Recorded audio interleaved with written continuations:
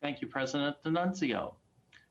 Let me again open by acknowledging to our educators and staff who continue to put forth their very best effort to create engaging and safe classrooms for our students in distance learning. I also want to recognize and thank the parents, other family members, and friends who have had to put other parts of their lives on hold to support their child's learning during this year.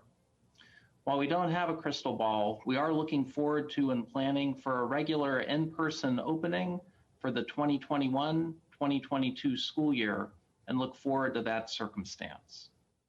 We have another full presentation this evening, and it's structured as follows. First, we'll hear about the state of COVID-19 in Yolo County and our cohort programs. Second, we'll receive a staff presentation about the elementary and preschool hybrid model revisions and ask for action on those. Third, we'll receive a staff update on on-campus engagement activities.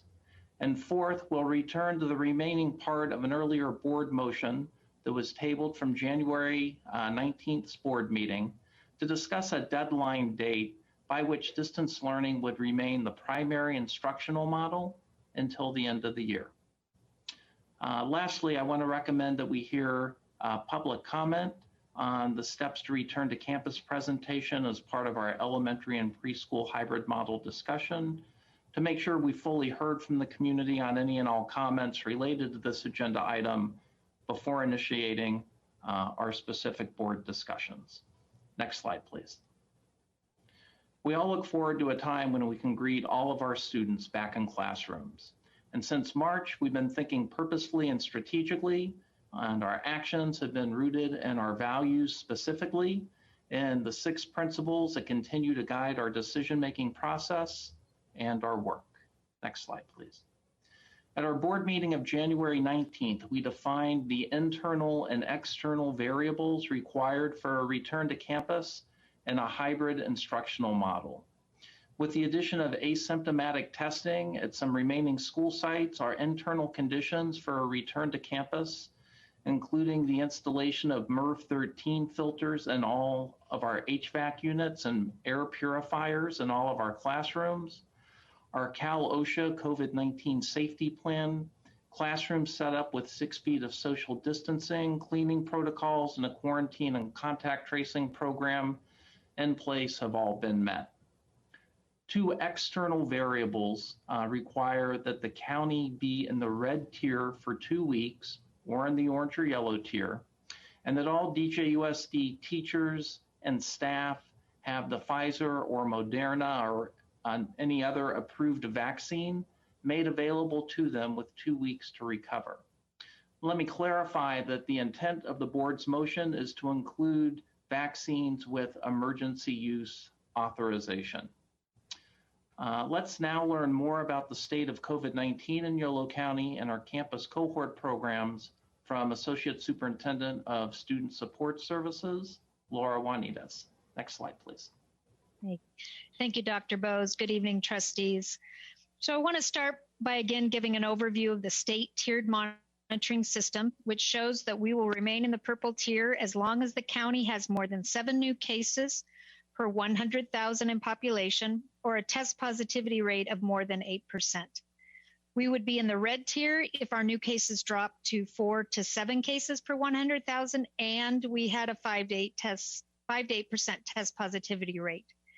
To be in the orange tier, we would have to have only 1 to 3.9 new cases on average per day, and we would need a test positivity rate of 2 to 4.9%. Next slide, please. This Yolo County graphic shows that the adjusted case rate as of January 26 was 21.6 new cases, and the test positivity rate had dropped to 4.7%, which does meet the criteria for the orange tier in that one metrics. The data published today actually is lower still and shows that the adjusted case rate has again decreased, and it is now 18.9 cases per 100,000. And test positivity rate has gone down to 3.6%. Again, we will not move from purple to red until both metrics reach at least the red tier parameters. And according to Yolo County Health Officer, Dr. Amy Sisson, the amount of infection in the community is declining, but the adjusted case rate and the test positivity rate are showing sharp declines, primarily because the state is now counting all the saliva tests being done by Healthy Davis Together. Prior to about 2 weeks ago, only the positive test results were counted in the state numbers. And since Healthy Davis Together is testing thousands of people per week, and these are by far mostly negative tests, it is driving down the adjusted case rate and the positivity rate. To explain this a little further, the adjusted case rate is lower than the average number of daily infections, which were 31.2, because the state also factors whether the county is testing more or less people than the state average amount of tests. Currently, Yolo County is testing more than twice the state average, and this does drive down the adjusted case rate, since again, the overwhelming number of those cases are negative. The state will recalibrate their adjusted case rate formula for our county every 4 weeks or so, and so we may see an increase in adjusted case rate in the near future to reflect the recent increase in testing done in Yolo County. Next slide, please. So when reviewing additional Yolo County data from February 1st, there had been 11,666 positive cases in the county, with 63 reported on February 1st. The test positivity rate again had dropped to 3.6%, which, as I said before, puts us in the orange tier for positivity. And as of today, February 4th, the county reported 56 new cases and a test positivity rate of 3.3%. Next slide, please. So I also want to share with you the infection data for DJUSD since July. Again, these cases are self-reported, and the staff data is only for lab-confirmed cases. The student data counts both lab-confirmed and presumed cases, since it is still common for a child to be presumed positive if their parent tests positive, even if they have not been tested themselves. So the district numbers for December were 11 staff testing positive and then 38 positive cases in students. For January, we had some notifications come in just this week. So the staff number is still 10, but the actual number of student cases increased to 47. This discrepancy of what was reported February 1st, which is what's on the slide, was that since most students are in distance learning, there's often a lag before we are notified of a positive case. And again, the January data in just the last the February data in the last 2 days, we've had 2 staff members test positive for COVID. We have not heard of any students testing positive this week, but we have a number of cases that are still pending. So although it's not on this slide, I want to give you information about cohort infection rates over the past 2 months. So due to positive test results of student and staff, we have had to quarantine 4 cohorts and delayed the opening date of 3 additional cohorts due to positive cases. And when a cohort has a positive case, we must close it down for 10 days from either the date of the positive test, if the person was asymptomatic, or 10 days from the start of their symptoms. We also have to let the room sit still for 24 hours before it is thoroughly disinfected by custodial staff. And then after the cleaning, we keep staff and students out of the space until the cohort reopens. I also want to give you a short update on the status of vaccinations in our county. Yolo County, the good news is they moved into Tier 1B this week, which includes residents age 65 and older and essential workers, of which educators fall in that category. At the recommendation of the state of California, Yolo County has taken a strong stance to offer vaccine to those 65 and older before it is offered to essential workers. This stance is due to the reality that a person 75 and older is 220 times more likely to die from a COVID infection than those who are age 50 or younger. So currently the county is receiving approximately 2,000 doses per week of the vaccine, with about half going to the health department and the other half going to our medical providers such as Sutter Health, Kaiser Permanente, UC Davis Health, and the Woodland Clinic. Unfortunately, the state allocation of doses to counties is based primarily on population and does not take into account the number of individuals in each tier. So for example, Yolo County may have a higher number than average of healthcare workers in the 1A tier, so that it could take us longer to get through that tier in Yolo County than it does in another county. We also have approximately 28,000 people in the county age 65 and older. And unless the amount of vaccine increases substantially, it will be a number of weeks before the county is ready to begin vaccinating large numbers of educators. Next slide, please. So currently we're in phase 2 of our return to campus plan, which includes a partial return of students with urgent needs. We currently have 29 cohorts open across most of our campuses, and we're serving approximately 230 students. We expect an additional 5 cohorts to open up in February and maybe into the first week or so of March. The cohorts that currently have less than 14 students are actively working to expand and bring more students back onto campus to fill those cohorts. I fully expect the number of students attending these cohorts to increase this month from 230 to over 300 students. We also continue to complete in-person special education assessments and provide special education services on campus to many students. And as we find infection rates continue to decline in the community, we expect that the in-person services will continue to increase. And now I will turn this over to Associate Superintendent Roddy Boonshoy. Thank you, Associate Superintendent Juanitas. Good evening, trustees. This is one last recap. Next slide, please. One last recap of our roadmap to phase 3, which is our process to develop the hybrid models. We collected data through staff and family surveys in November. We've developed reopening criteria through the superintendent's advisories, and recall that we had over 60 members participate in that. We facilitated a staff action team of over 150 staff to develop both the elementary and secondary model. And now we're moving into the pink bar for the model selection. And this is an overview of the revised model from our January 21st meeting. And also recall that the values that undergirded this process included those of transparency and inclusiveness, so that the difficult and complex work of building a hybrid configuration was truly a collective effort. And let me turn it back over to Dr. Bose. Thanks very much, Dr. Boonshoy. And we now come to the staff recommendation for the elementary and preschool hybrid models.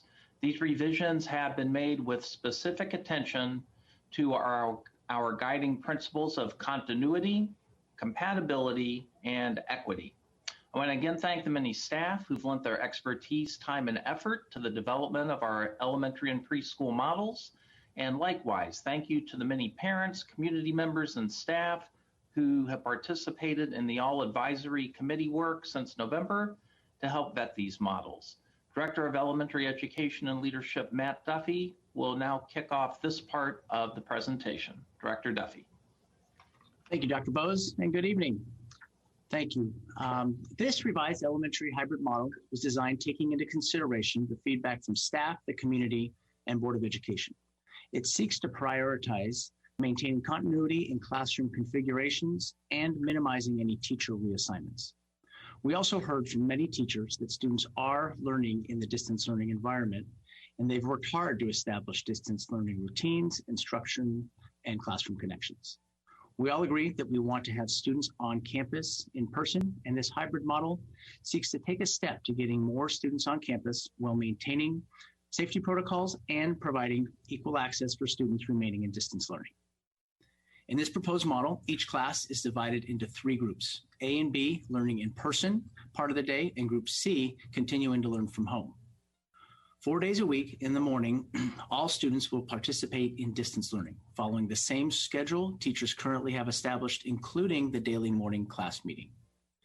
Compared to the previous plan, this model does reduce the number of in-person instruction from 4 to 2 days a week in the afternoons, Group A will attend Monday and Tuesday, and Group B will come to campus Thursday and Friday.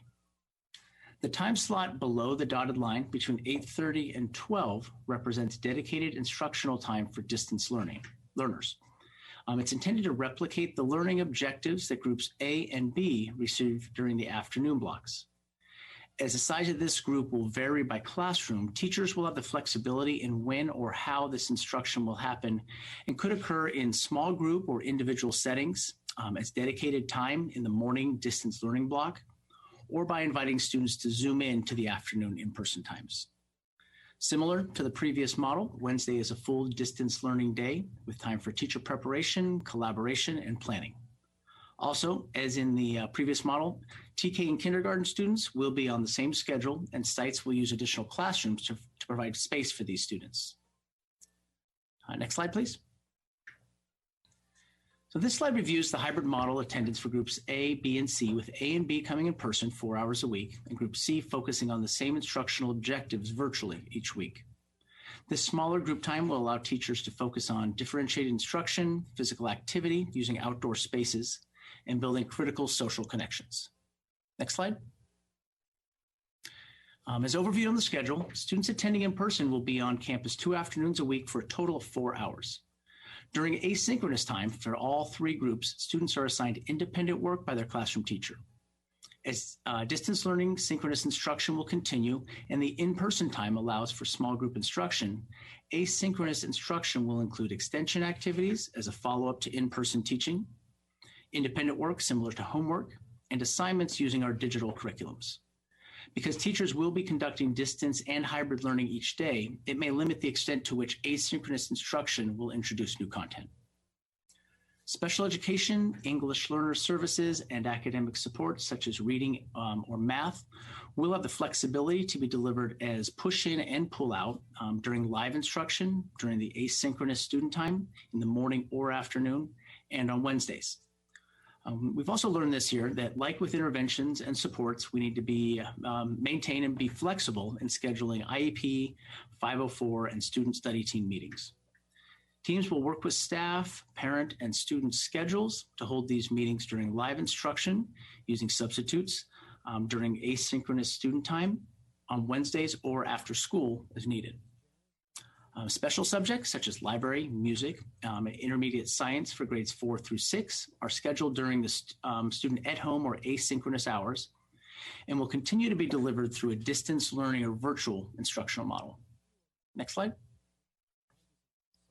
Wednesdays will start with a whole class virtual meeting. Teachers will use this time to build class connections, provide social emotional learning opportunities, frame the work and activities for the day, and explain asynchronous lessons and assignments. The remainder of Wednesday is designated for teacher preparation, collaboration, and staff meetings. And looking at group assignments, students attending the hybrid model will be assigned to participate in an A or B group. In forming these groups, it will be a priority to keep elementary siblings on the same attendance schedule. Staff will also work to maintain balanced size groups using some of the same criteria we currently use to make class assignments. With this model, it is possible for families to align daily schedules so that students in the same household at elementary and secondary levels are both in school on Monday, Tuesday, or Thursday, Friday. Secondary students will be live in the morning and virtual in the afternoon, while elementary students are virtual in the morning and in person in the afternoon. This may have childcare implications at the elementary level. Next slide. Student nutrition services will provide grab-and-go meals at the end of each afternoon session.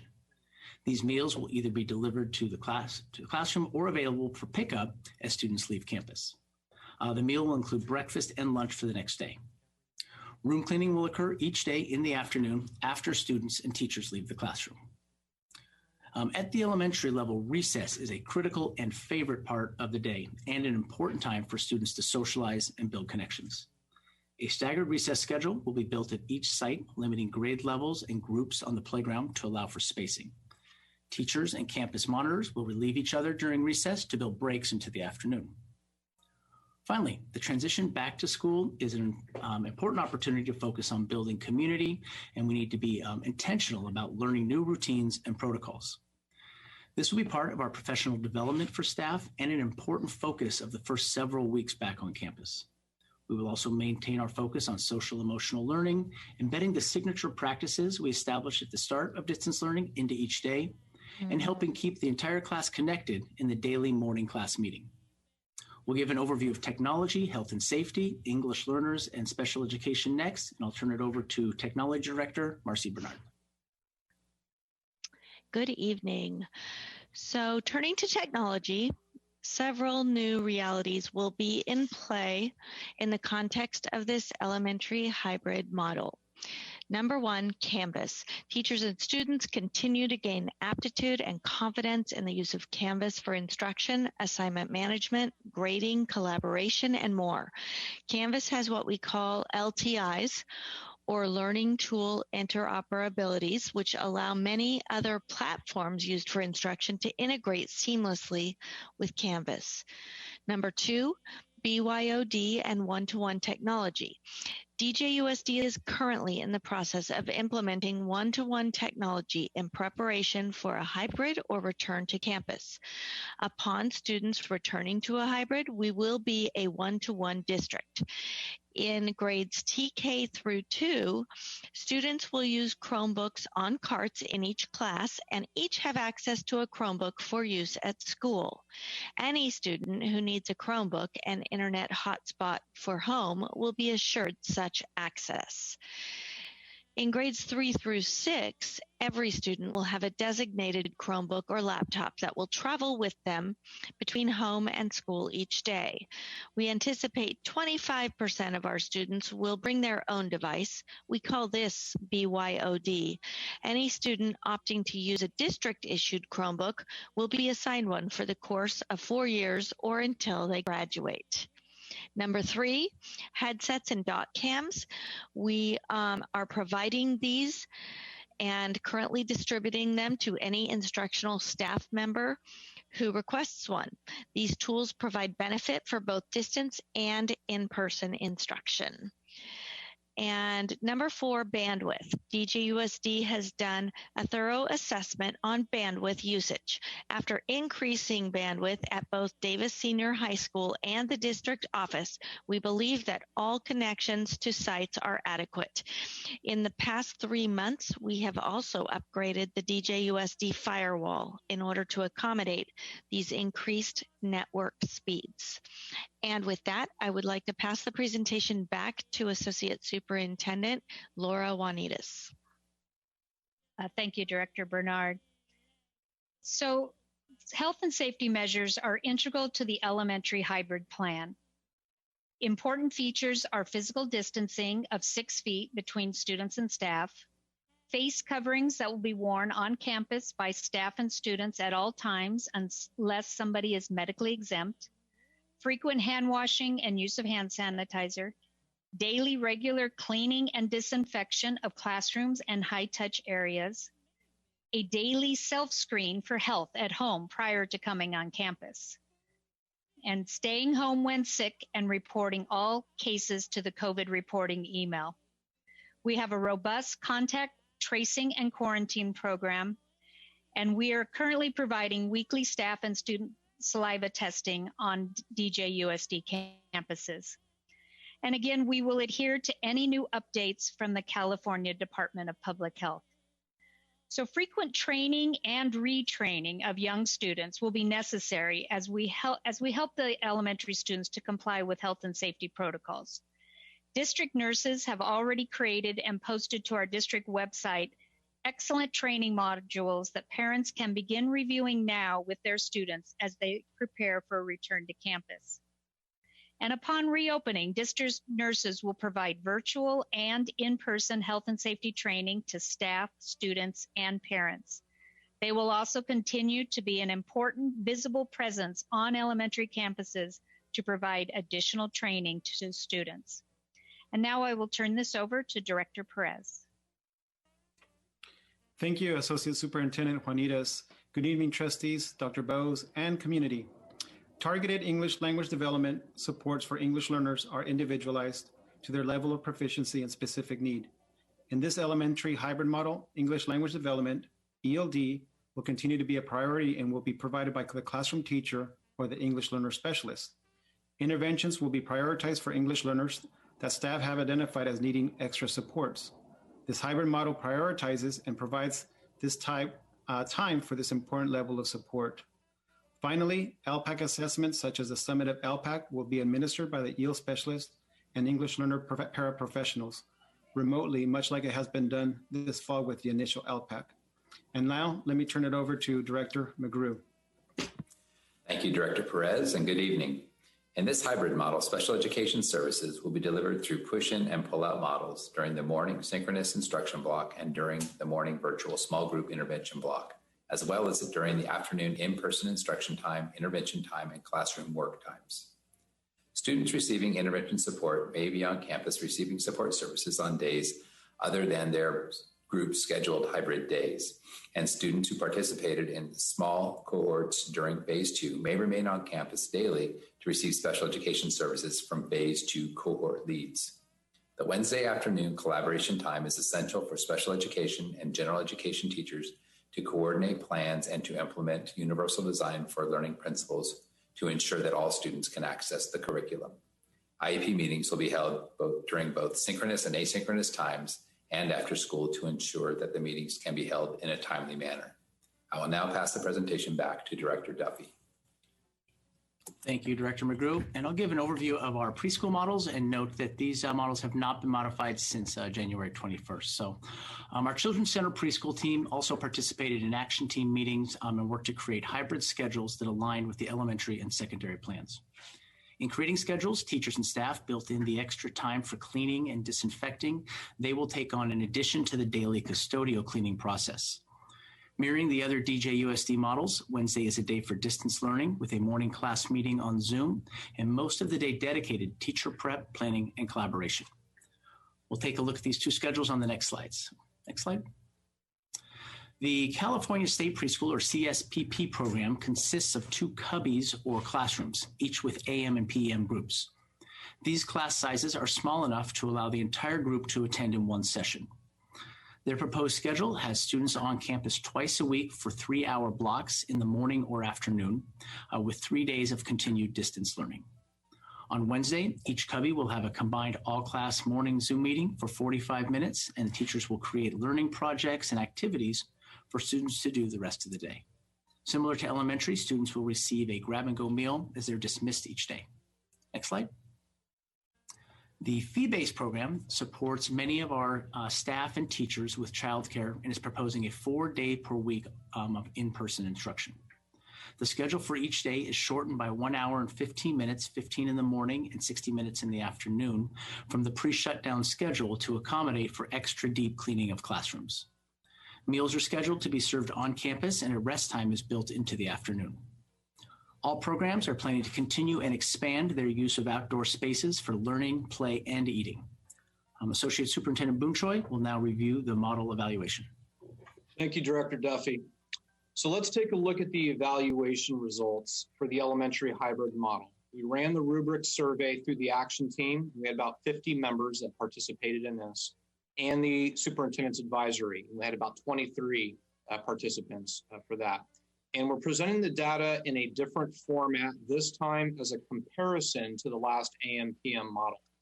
What's important to remember is that any hybrid model is going to have a substantive trade-off. Where we improve one feature, there will in turn be a limitation. We have revised the elementary model to mitigate student and staff reassignments, which we were able to do, but that has come with some trade-offs, and you'll see that reflected in these slides. Next slide. The next 5 slides correspond to each of the 5 categories that were assessed. This one is for the health and safety indicators. The orange bar is the average score for the first AM/PM model. That's what we looked at 2 weeks ago. And the blue bar is for the current revision. The rubric was on a 6-point scale, and we calculated the average based on the tally of scores and the number of survey takers. And fortunately, the number of survey takers from both rounds were almost identical. So we have similar population sizes. For this category, there was a clear improvement across the board for health and safety indicators, from cohort sizes, transitions, social distancing, cleaning, and lunch and recess staggering. Next slide. This is efficacy of instruction, and as anticipated, this is where we see a decline in scores for each of the indicators. They include amount of live instruction time, balance of lessons and activities, adequate grade level content, and opportunities for hands-on activities. This model has less live in-person instruction time and high demands on teachers to differentiate, which is one of the consequences of maintaining student and teacher class assignments and avoiding the simulcast instruction. Next slide. For social emotional learning, we have mixed responses, which combined is essentially a wash.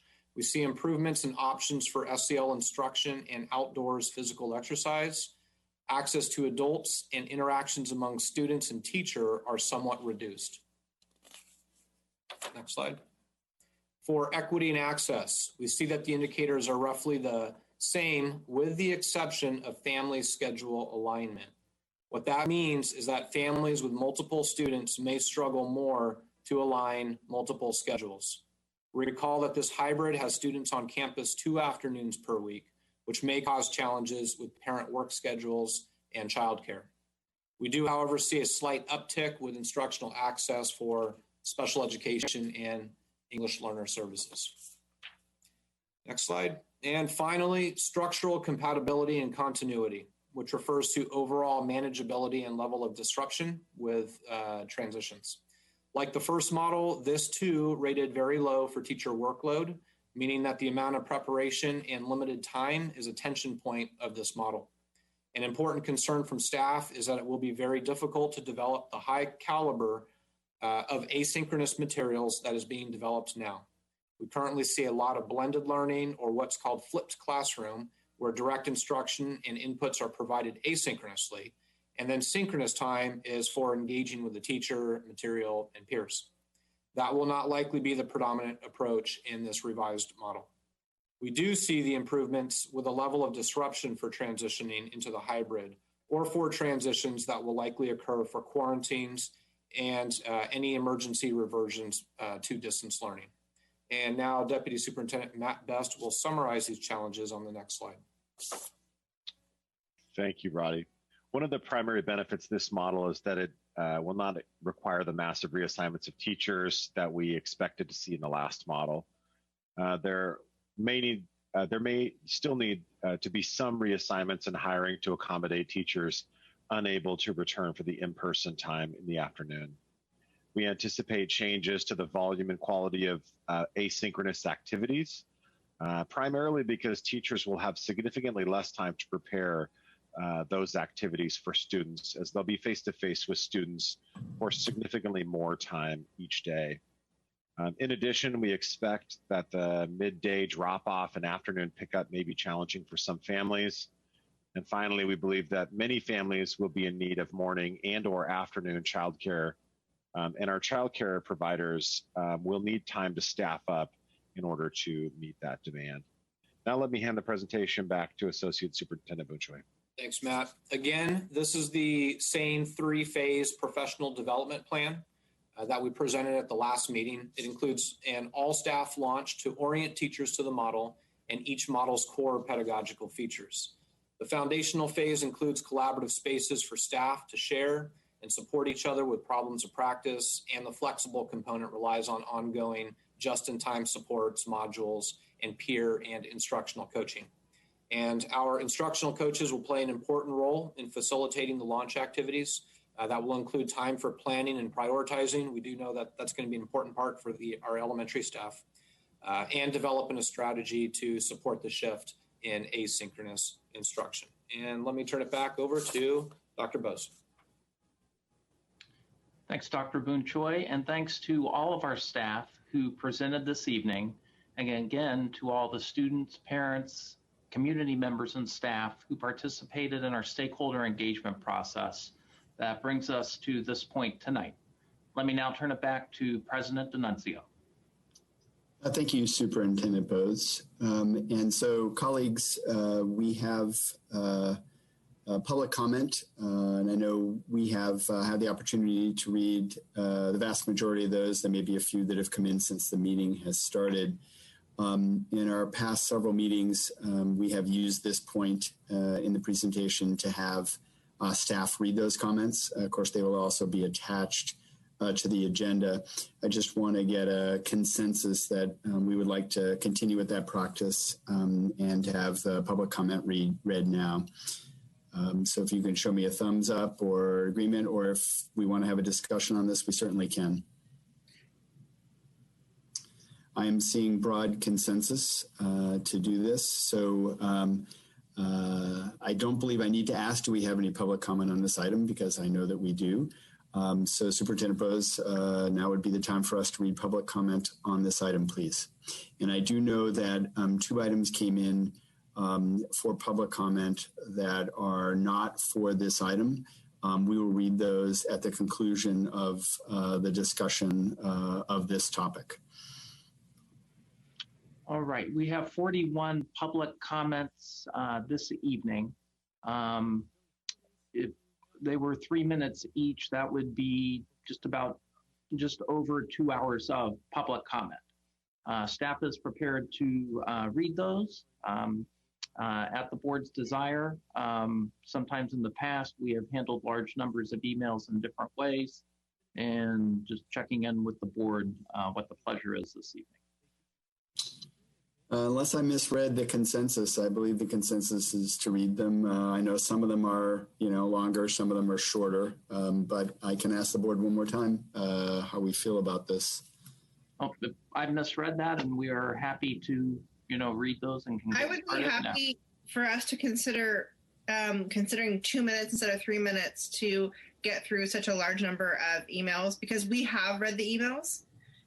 And the majority of the message of the, usually in the first paragraph, we know pretty clearly what the writer is asking for. But if we were to cut them down, that would remove 40 minutes from the time plus transition. I mean, at least 40 minutes from the time. So that might be something to consider. It would still give them a voice, but it might be a bit, considering that this could be 20 minutes, I think that would seem sufficient to me.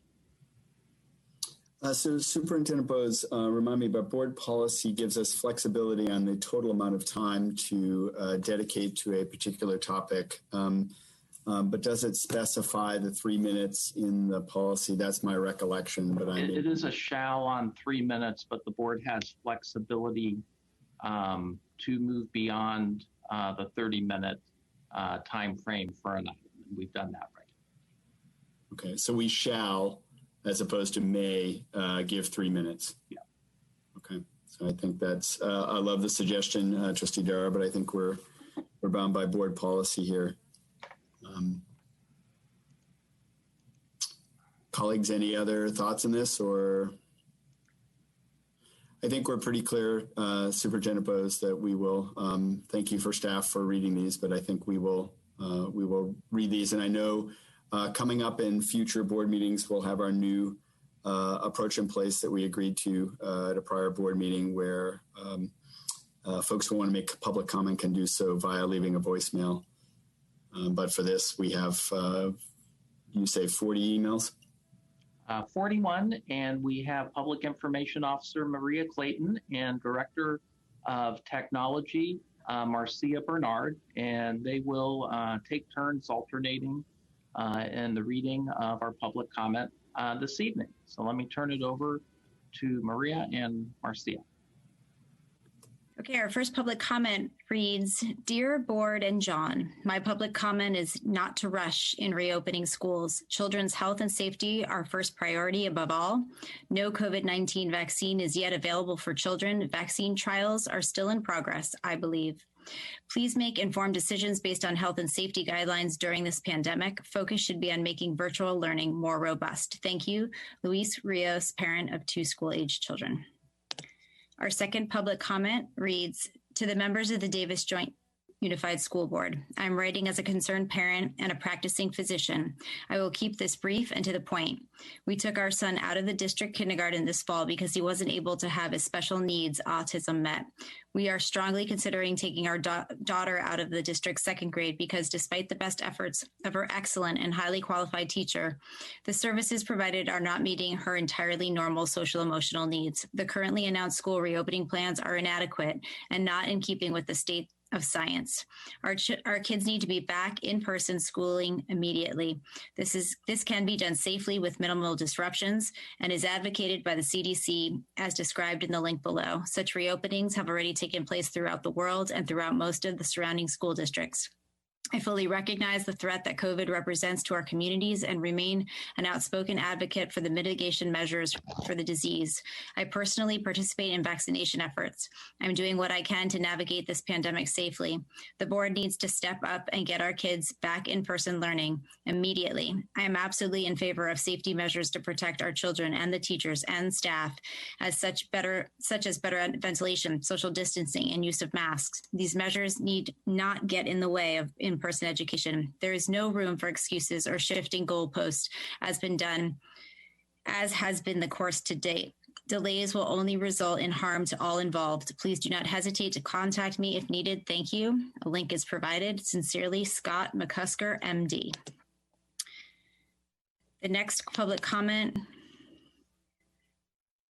reads, Dear Trustees, we are residents of Davis and have children in the Davis Joint Unified School District. As you consider reopening schools, we respectfully and urgently request that you incorporate A, outdoor learning, and B, adequate indoor ventilation in order to protect teachers, students, and families. A, outdoor learning. Contact tracing studies suggest that transmission risk of COVID-19 is 20 times higher indoor settings compared to outdoor environments. The majority of transmission occurs indoors. Frequent daily contact and engagement in group activities increases risk. Even with new variant, it appears outdoor risk is relatively low and certainly lower than prolonged repeated exposure indoors. Given the state of science, it is bewildering that California as a state and the Davis Joint Unified School District in particular have failed to integrate outdoor learning as an option for reopening schools. Davis has a temperate climate. Classes could easily move outdoors. Green schoolyards and the National COVID-19 Outdoor Learning Network have ample resources and planning tools for schools to operate equitably and safely outdoors. And a link is provided. Yes, to date, California policies and guidance have entirely ignored outdoor learning. Djusd has multi-phase plan for reopening, yet nowhere does that plan mention outdoor learning. We request that outdoor learning be incorporated into the statewide guidance for reopening and that districts like Djusd be strongly encouraged to adopt outdoor learning in order to facilitate a faster and safer reopening. B, indoor ventilation. For indoor education, adequate ventilation is paramount. The coronavirus is spread through air via transmission of aerosols. These contagious particles can remain suspended in the air for several hours. Contaminated surfaces are at least likely way to catch the virus. The state and school districts must ensure that classrooms are properly ventilated, that all participants wear masks, and the class is stopped for an hour in order to completely refresh the air. One study in Spain found if 2 hours are spent in the classroom with an infected teacher without taking any measures to counter the number of aerosols, there is the risk that up to 12 students can become infected.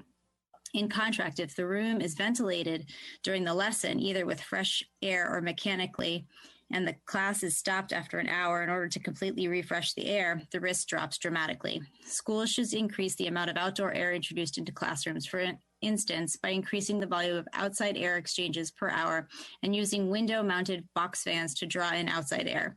Filtration should also be increased, for instance, through improved air filters and using portable air cleaners. We must ensure to the extent that classes are held in classrooms rather than outdoors, adequate ventilation is assured. Thank you, Deborah and Ari Halberstadt. The next public comment reads, Hi, DJUSD staff. Was the survey also sent to Spanish-speaking parents? I just hope Spanish translation services are in place for equity purposes. I sense a rush to judgment considering a survey by 131. Please take time to plan wisely. My input. Thank you. Gracias. Public comment, Luis Rios. And the next public comment reads, hello, I appreciate all the work you are doing to serve our students. Education is always hard, and COVID-19 has made it even harder. I know you are all passionate about our students, and I thank you for your work.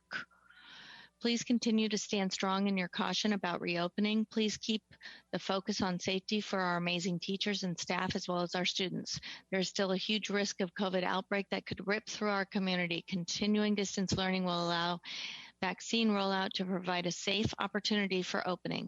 I've recently started contact tracing, and almost every day I have children exposed at their child care center on my call list.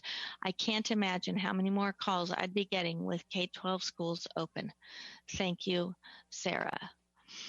And the next public comment reads, Dear School Board Trustees, I fully support the trustees' decision to make sure that our teachers and staff are vaccinated before hybrid or in-person instruction resumes.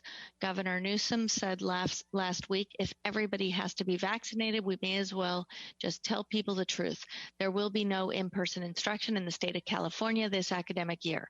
Just tell them the truth. Don't mislead people. While I do not agree with his sentiment that we should put teachers and staff at risk in order to fast-track in-person teaching this year, I do believe it is time to be honest with each other and plan for schools reopening for in-person instruction this fall. I will be the first to acknowledge how challenging this move to distance learning has been on students, families, teachers, staff, and administrators. However, returning before our teachers and staff are vaccinated would be far worse. My mother and father were DJUSD teachers. My wife works for the district. I work at Pioneer and am a DHS graduate, and my son goes to DHS. My daughter, a recent DHS graduate, is distance learning from home at UC Santa Cruz for the remainder of this academic year. Our family is committed to our schools and truly appreciates the unwavering commitment to our teachers, staff, and administrators. The commitment that our teachers, staff, and administrators give to our kids every day. Many parents live in Davis because of the safe and nurturing educational environment they create for our children. This love of our schools is the driving force between the demand for in-person learning by a small and vocal group of parents, but it is misguided. I am grateful for your commitment to the safety and well-being of our educators, for setting staff vaccination as a condition of return to in-person instruction. COVID-19 has a fatality rate for adults of approximately 3%. The long-term health effects are estimated at closer to 20% and are still being determined. Please do not waver in your support for the safety of our students, teachers, and staff. Instead, we should accept the advice of Governor Newsom by committing to distance learning this academic year and plan on returning to in-person school this fall. The right decision is clear, even though it is difficult. It is time to focus our resources on continuing to provide the best distance learning experience possible for the remainder of this academic school year and allow our educators to plan for fall of 2021. Sincerely, Mark Deal, MPH. And go ahead, Maria. The next public comment reads,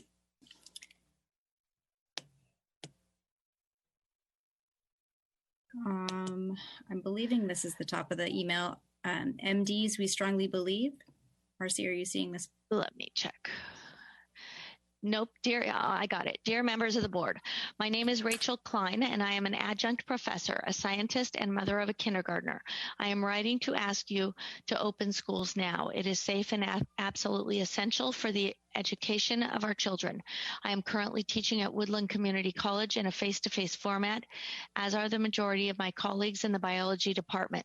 We are all scientists with PhDs or MDs, and we strongly believe that teaching in person can be made safe and that schools at all levels should be open now. Some of the professors teaching in person are much older than I am. Some have health conditions. None of us have the vaccine yet, although we will be happy to get it when it is our turn.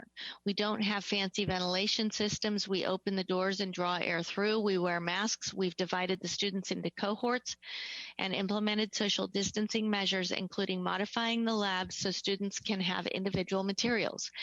The data says The risk of transmission in schools is extremely low and can be made even lower with mitigation measures like ours. The benefits to students of in-person instruction are enormous. I ask you to also consider the socioeconomic impacts of schools being closed. When the students can't be in the classroom, parents have to pay for childcare, and we increase the burden for working class families. We should also not forget that this childcare is occurring in the same public school buildings that are too unsafe for teachers. I think it's also hard to understand how bad online kindergarten is unless you are living it. My son's teacher has had connection issues on 10 of the last 14 days. On a bad day recently, there were only 5 minutes of meaningful teaching. As parents, we have been asked to work on pretty much every aspect of the curriculum with our kids, meaning most of the teaching is being done by parents because kids this age just cannot learn from a screen. It breaks my heart to see how much my son and his friends hate school and dread having to log onto Zoom every morning. This is not a situation that any of us chose, but I want to put out that an entire biology department believes so strongly that it is safe and imperative to open schools for in-person instruction that we are teaching in person ourselves. I am disappointed that my son's teacher and other teachers in this district with less expertise in the matter do not feel the same way. Sincerely, Rachel Klein, PhD. Okay, I'll pick it up. Sorry about that. No problem. The next public comment reads, Dear trustees, I ask you to reevaluate the criteria for resuming in-person education for the elementary grades, especially in grades TK through 2. A one-size-fits-all approach to reopening schools does not recognize varying conditions between different grade levels and ignores the disproportionate harm distance learning has on younger children. It will likely take at least another 2 months before Yolo County's adjusted case rate falls from the current level of 25 per 100,000 to below 7, which would qualify Yolo County for the red tier. It will likely take even longer for all teachers and staff in the district to be given the opportunity to receive all necessary doses of a vaccine. With the criteria you set last month, public schools in Davis will not reopen this school year. Rather than applying the same reopening criteria uniformly across the board, you should tailor the criteria to address the pressing needs of younger and special needs children. This week, the state formally authorized elementary schools in Yolo County to open thanks to the hard work of our community to get the adjusted case rate below 25 per 100,000. The Yolo County health officer has advised you that elementary schools can reopen. President Biden thinks that schools should reopen. However, even though every other level of government thinks elementary schools should reopen under conditions as they currently exist in Davis, you, as the trustees of the Board of Education, are the sole decision makers on when it happens in our community. I won't discount that there are risks associated with in-person education, but you have failed to weigh the risks of reopening with the harm caused by keeping schools closed. Sometimes we as a society allow activities to continue during a pandemic because the benefits significantly outweigh the risks. This is why a classroom of 15 first graders is something worthwhile right now when a party of 15 friends at your house is not. There is no legal obstacle to reopening elementary schools now. Did you hear that? There is no legal obstacle to reopening elementary schools now. The only thing standing in our children's way is an unwillingness to act. You still have the opportunity to reopen elementary students with the option for continued distance learning and give younger students meaningful in-person educational opportunities this academic year. Please do not make elementary students wait until August to see the inside of a classroom again. Sincerely, parents of a Birch Lane first grader. The next public comment reads, Hello, I'd like to thank the school district for taking such a thoughtful approach to school reentry for our community. I greatly appreciate your outlined criteria to be met before in-person schooling can begin. These criteria, especially that all in-person teachers receive both doses of the vaccine before returning, are incredibly helpful in doing everything we can to prevent the loss of a teacher due to a potential coronavirus outbreak in our schools. As a physician, I am keenly aware of the impact of coronavirus on individuals and the stark reality of losing a colleague, family member, or friend to the disease. It is not something I want any of our district teachers, staff, or family to have to endure. And while children are generally less affected by the coronavirus, there is still a chance of them becoming critically ill or dying from it. Rushing to return before all appropriate safety measures have been put in place is not worth the risk of losing a teacher or student. As a parent, I too am struggling with the challenges of supporting my 3 elementary age children in distance learning while caring for my own responsibilities at work and working from home as much as I am able. I also want to add that consistency is so important for younger elementary age children, and having to change teachers 2/3 of the way through the school year is very unsettling for them. Also, going back to too early makes it likely that there would be a rebound closure if a new outbreak were to develop in the community. It would be much harder for my children to start back in person, but then have to return to distance learning a few weeks later. I long for the day when we can all return to in-person activities without fear of contracting or spreading this deadly virus, and I'm grateful to the school board, the superintendent, and the district for their appropriately cautious approach to this. Thank you for working so hard to address this challenge for our community. Sincerely, Cassie Diaz. And the next comment reads, thank you, board members, for your work for all of our students. I am so looking forward to the time that we can safely be back with students face-to-face. In looking at the new proposal for the elementary hybrid model, I see that it does provide for students to have the same teacher or teachers that they currently have, at least in the morning. As I look at the model, I think about my day and my students. The only way I can be sure that all students are getting equitable instruction is to have instruction during the distance learning time for all 3 groups. In-person time can be reteaching, support, and extension of lessons that have already happened. This model limits time available for the distance learning only group, Group C, to receive support and extensions unless we send groups A and B to asynchronous time before the end of the morning. No hybrid model will have as many teacher-student synchronous minutes as the distance learning model we are currently implementing. I am glad we are planning for a potential hybrid model. I support doing what is best for all our kids and safe for our community. Thank you for your time and attention. Sue Vigay, 6th grade teacher, Pioneer Elementary. And the next comment reads, BOE trustees and DJUSD leaders. I love DJUSD, our schools, programs, teachers, and staff. I've been proud to be a part of this district since 2012 when my son entered kindergarten. Yet I am disappointed in the BOE and DJUSD administration's progress towards reopening and decisions regarding criteria for reopening.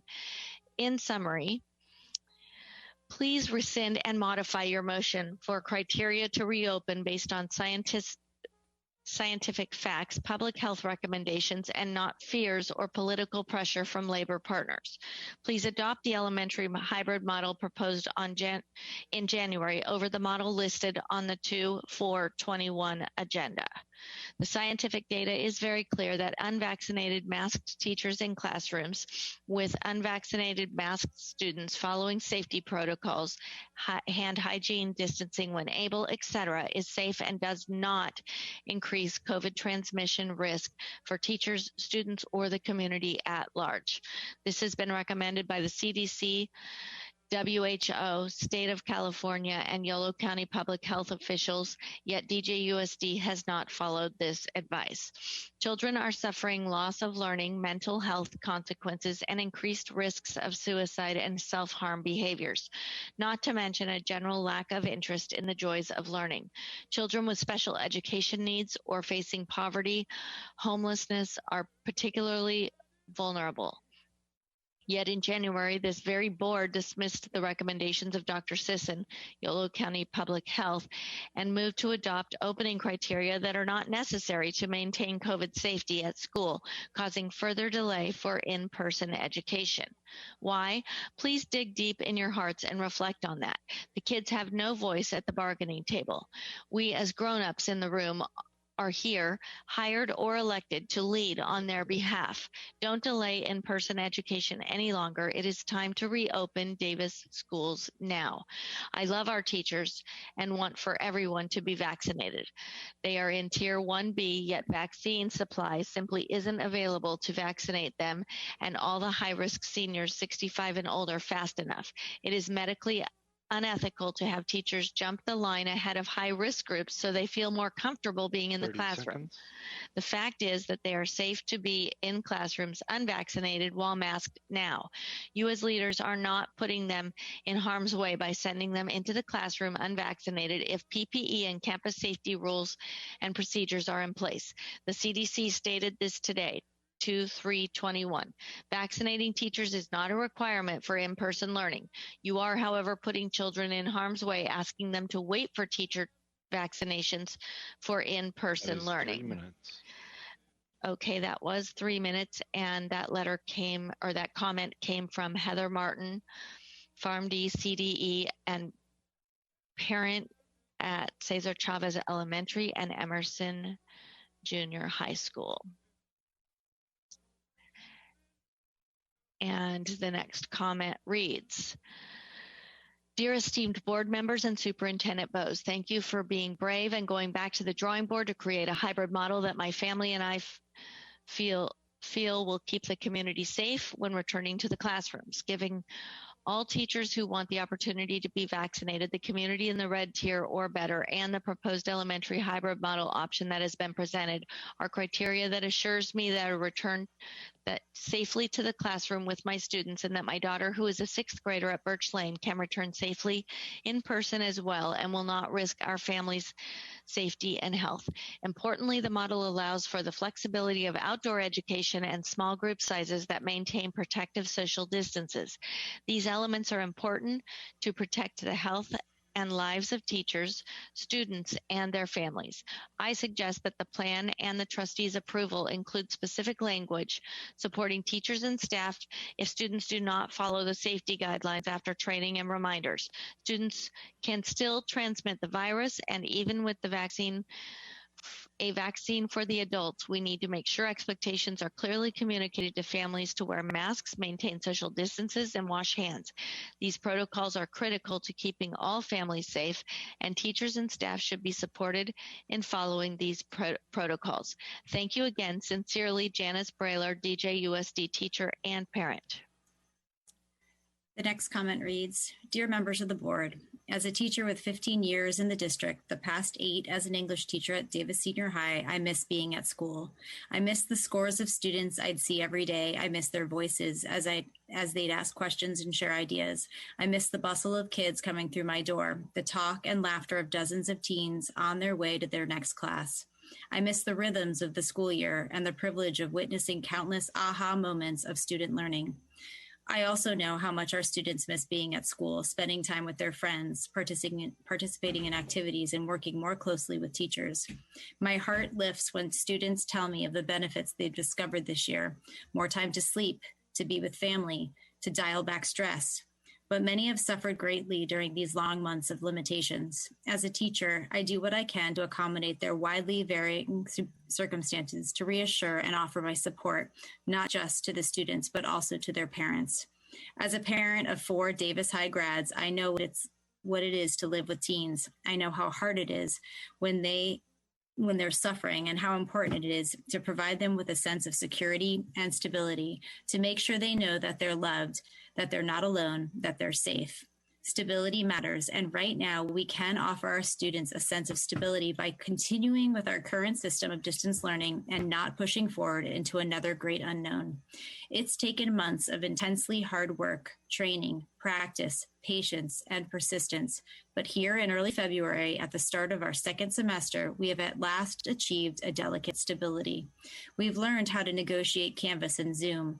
Our students have adjusted to the individual practices of their teachers, and we've learned more about our individual students and the different character of each class. Distance learning continues to be harder than anything I've ever done in my 3 decades as a teacher, but I believe that the great majority of us, teachers and students, have found some degree of comfort within the tent of our current normal. It's a tent, it's temporary, but right now it's also home, and we know where things go.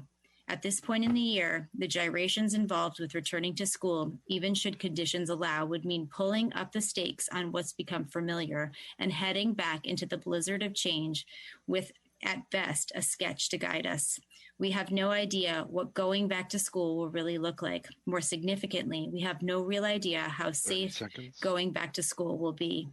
Going back to school sounds great, but none of us gets to walk back into school we left last March, unlock the door to our classroom, put the desks back the way we like them, pull on the old plans, and go back to the way things were.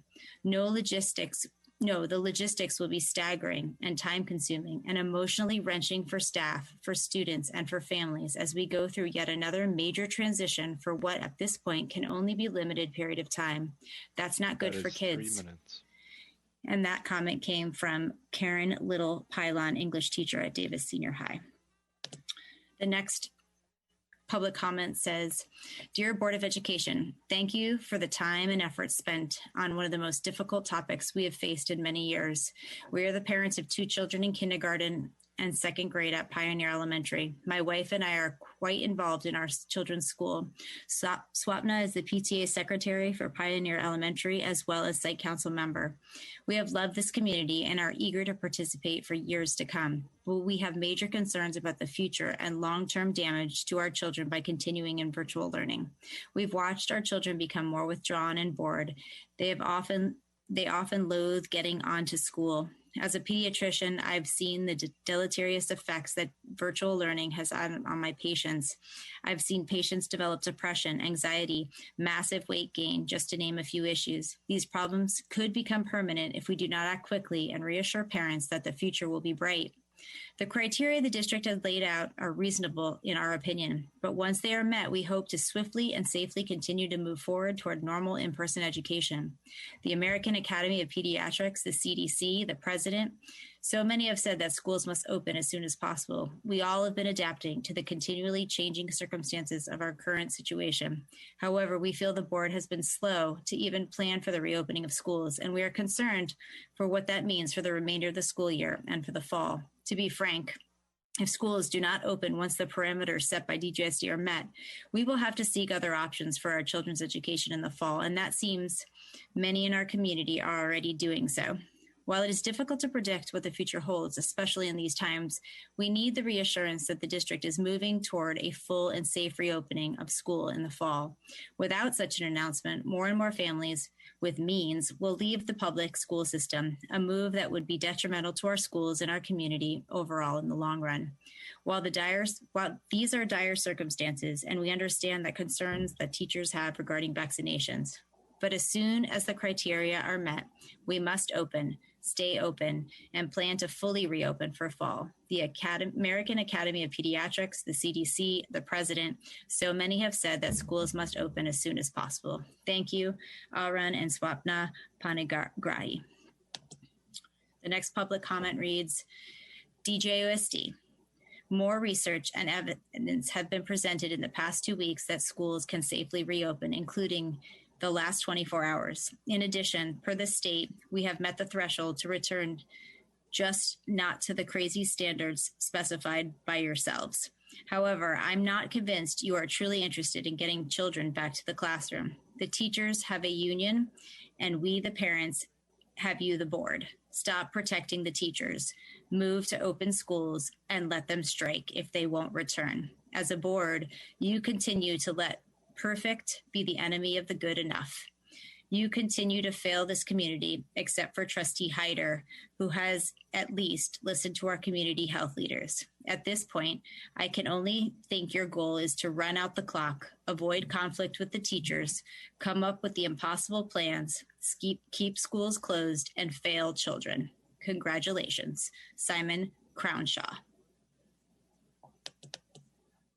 The next public comment reads, rather than follow guidelines put out by experts at the CDC or by the California Department of Public Health, it seems that the board has decided to make its own standards as to when it is safe to reopen schools. But without a deep background in public health and science, the board has no justification for doing so. The CDC, the CDPH have both set evidence-based guidelines which take into account the health of the students and teachers. The DJSD board should follow these guidelines rather than create its own. After 4 years of watching national leaders score in science, it's it's dispiriting to see the same disdain exhibited within DJSD. It is not too late, however, to regain some lost ground. Follow the guidelines now. If the educators are not satisfied, to follow the recommendations of public health experts, which makes it clear that it is possible and indeed preferred to open schools when the community rates are sufficiently low, then let the burden rest with them to explain to the kids, the parents, and the taxpayers why they won't go back to school. I grew up in Davis, attended public schools and university. I looked forward to raising kids in the same schools. However, I have never felt such a disappointment and mistrust of the leadership of DJSD, and sadly, I know I am not alone. DJSD is at a crisis point in their standing in the community. I see social media sites are filled with friends and acquaintances shouting into the wind and not being heard by the board. Our children need an advocate at the table, and their school board is abdicating its responsibility to them under the guidance of fear and powerful unions. Davis has a lower test positivity rate than the rest of Yolo County and has access to Healthy Davis Together, where kids and teachers can get bi-weekly testing. Few cities in the nation are so well prepared to open, and yet only schools open in Davis are private, not subject to DJSD arbitrary interpretation of what is safe. Teachers, deserved or not, will suffer from this too. Davis public schools, so long held in high esteem, are being tarnished as inequities grow. I worry there will be no hope of passing further taxes to support our schools after the feeling of abandonment by so many families. Sincerely, Aaron Brune, MD. The next public comment reads, we are at a standstill. We are still at a standstill. Why? The CDC, Governor Newsom, AAP, Dr. Fauci, Dr. Sisson, all these experts have clearly stated it is reasonable and safe to reopen schools right now, today. Thousands of school districts across America are making this work, and yet you have not. Why? You have stated that you are serving special education students on campus, and yet you currently have only one cohort at the high school with many students stuck on waiting lists. They aren't receiving services you are obligated to provide. Why? The risks to children who are limited to remote learning are high. Rates of depression, suicide, anxiety, and drug abuse are up, and declines in overall mental health are precipitous. The loss of learning is unmeasurable. Inequities have become greater, and yet these factors, these risks, are never taken into account during your decisions. Why? When you took this role, you committed to serve the families of this district. We don't have a union. You are our voice. Why aren't you advocating for our children? Why? We await your answers. And there is a link to follow that comment. The next comment reads,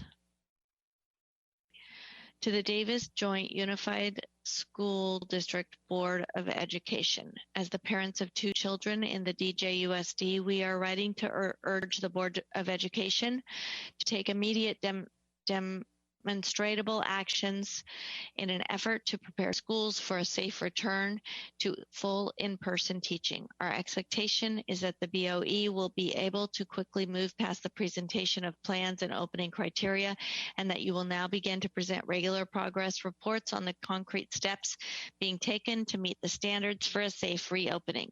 11 months after the initial move to virtual learning, we are all well past the time for presenting plans. We need to see progress. So we are asking for evidence of your progress. The Davis community needs to see reports from principals of each school that show classroom layouts, timetables for staggered entry, new schedules for reduced capacity lunchtimes, inventories of masks and hand sanitizer, staffing schedules for teacher assistants and aides, one-way entry, exit routes, and other recommended safe practices.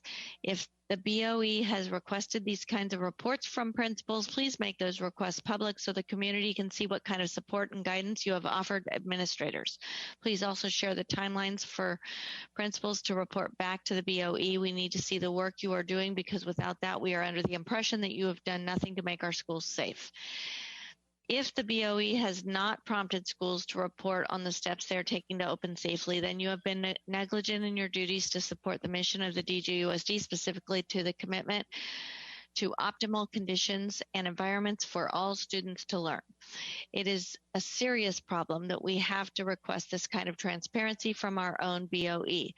This failure to lead is creating a rift in our community. Parents who expect students to return to the classroom believe that the district is actively working against a return to in-person learning, despite calls for a return from health experts at the local, state, and national levels.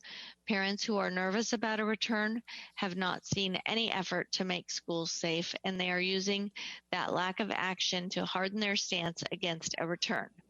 Teachers seeing the lack of action do not believe the district will create a safe work environment. Meanwhile, our students are not getting the level of education the district has committed to providing 30 seconds. an education that will ignite a love of learning and equip each student with the knowledge, skills, character, and well-being to thrive and contribute to an evolving, increasingly connected world.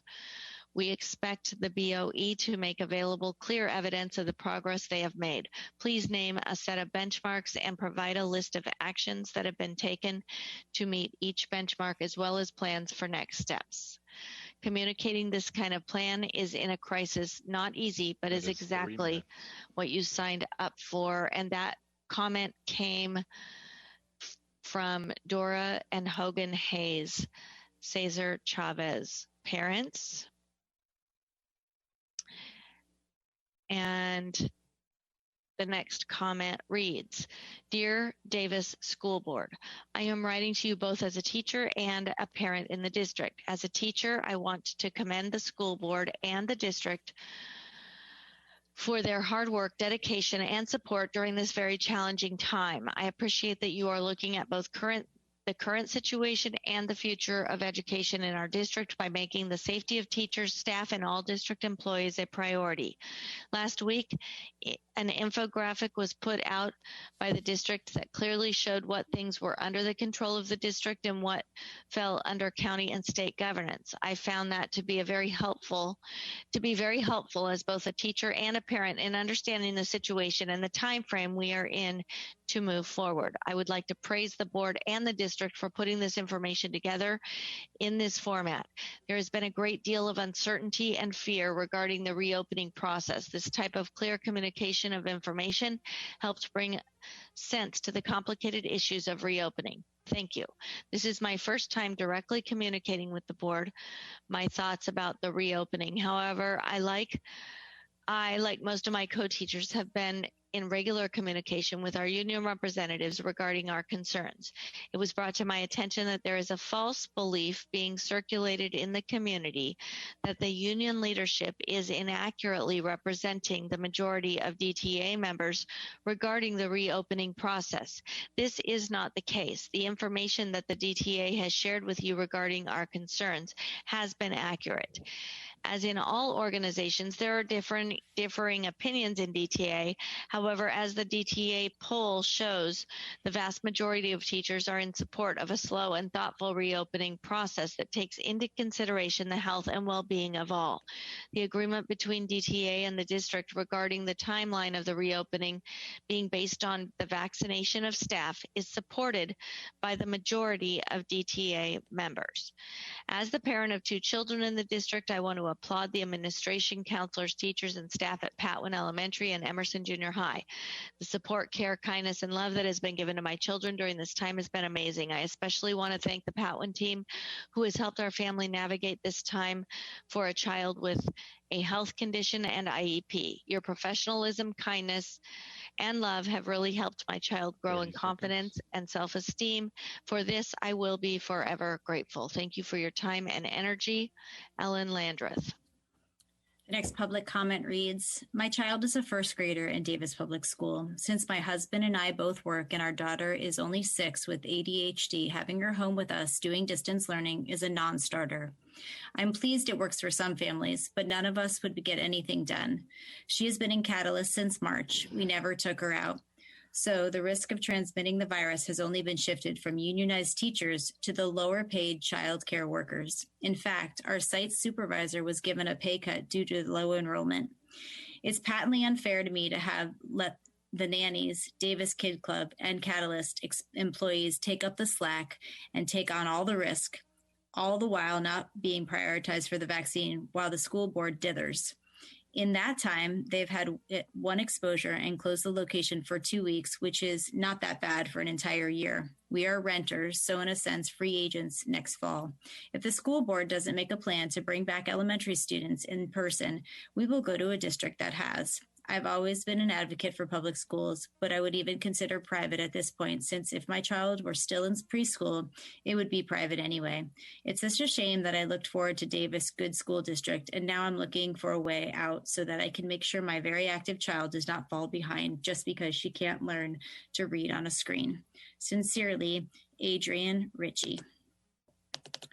Next public comment reads, Gsd board members, please follow the science and the recommendations of our health officials and open our schools now to in-person learning while protecting our teachers and our community. It appears that the board and our community would greatly benefit from an update briefing from our county public health officer on current body of science on COVID-19 and in-person education. There is an increasing evidence that K-6 students can safely return to campus and that in-school transmission is infrequent. As you are well aware, conditions and information is changing quickly, and you as a board need to be proactive and not reactive in this critical process. Please provide a briefing by our Yolo County Health Officer at your next board meeting.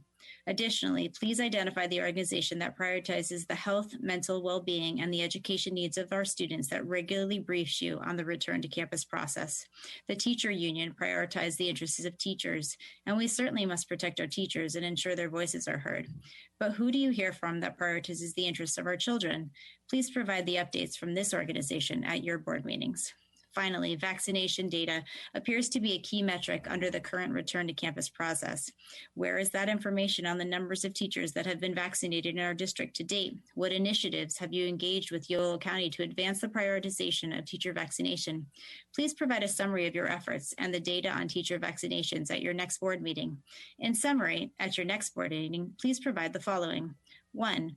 Yolo County Health Officer briefing on the current body of science on COVID-19 in-person education.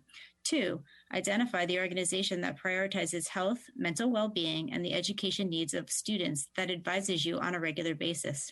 3, number of district teachers that have been vaccinated to date. 4, summary of efforts and engagement with Yolo County to advance prioritization of teacher vaccination. We are in this together. Davis, Djusd parent. The next public comment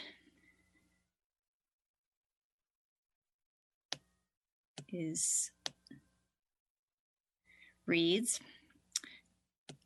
Dear Djusd Board of Education, first and foremost, I want to express my appreciation for your steady, thorough, and considerate approach to reopening public schools. It is the best interest of the whole Davis community, and especially teachers, staff, and children, that this be well thought out and implemented process. And yes, teachers have the right to safeguard their own health and that of their families. I also want to add my voice to the support of other Davis residents that raised concern about initially proposed hybrid model, concerns about direct instructional time, the adequacy of time between two cohorts is to sanitize properly, and other concerns already shared. Above all, though, I share the concerns of Davis parents and teachers that reassigning students to new teachers and thus separating kids from their cornerstones of stability in uncertain times will be traumatic. Not every family would like to send their kids to school. Would be able to do so on account of concerns for safety of loved ones at a higher risk.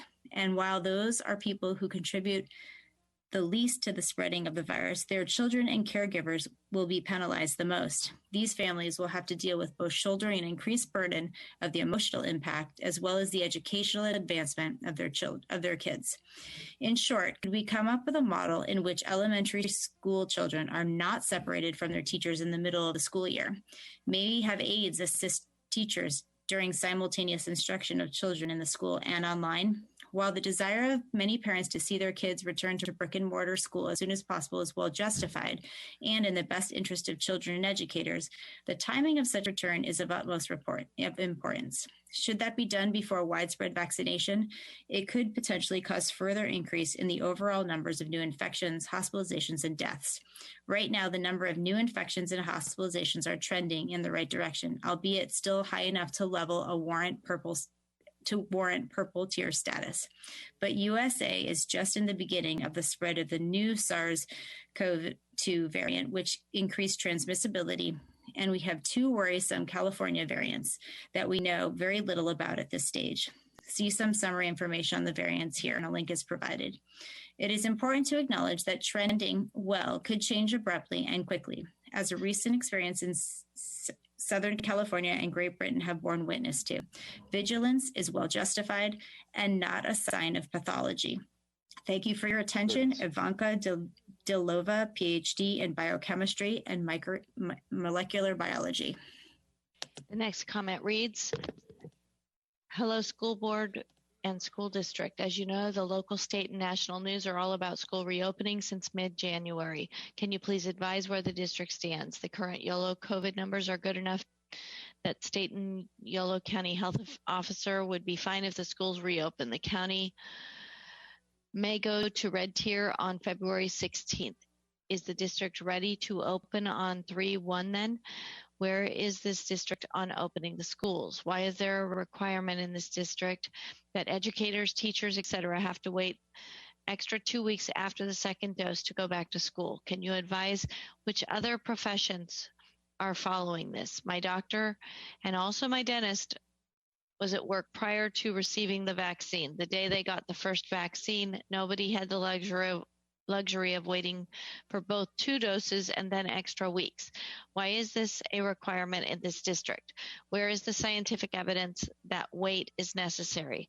Why is this a requirement if no scientific evidence exists? The CDC or state does not support this requirement.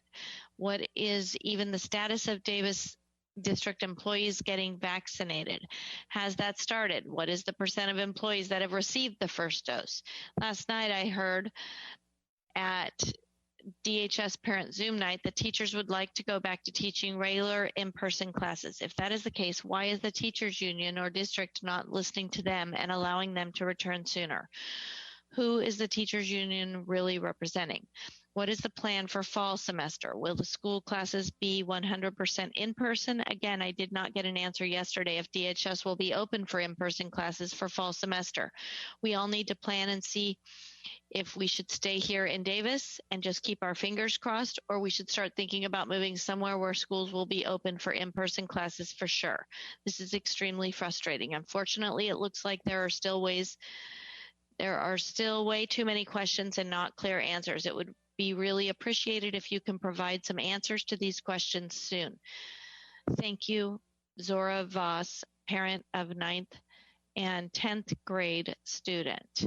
And the next comment reads, first of all, I am not sure whether having the condition, quote, teachers and staff who are being asked to return have had access to both doses of an FDA-approved COVID-19 vaccine and are provided with up to 2 weeks for recovery following the second vaccine, end quote, as a requirement for our school, particularly K-6, to go back hybrid model is reasonable. However, I can understand the teacher's concern.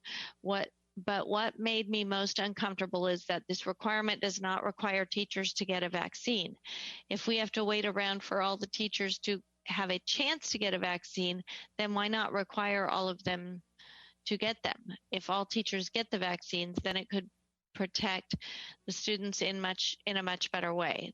The way this requirement is stated leaves me a bad feeling that this is all about the safety of teachers, but not the students. Fu, mom of 2 DJUSD students. And the next comment reads, hello, comments for tonight's meeting.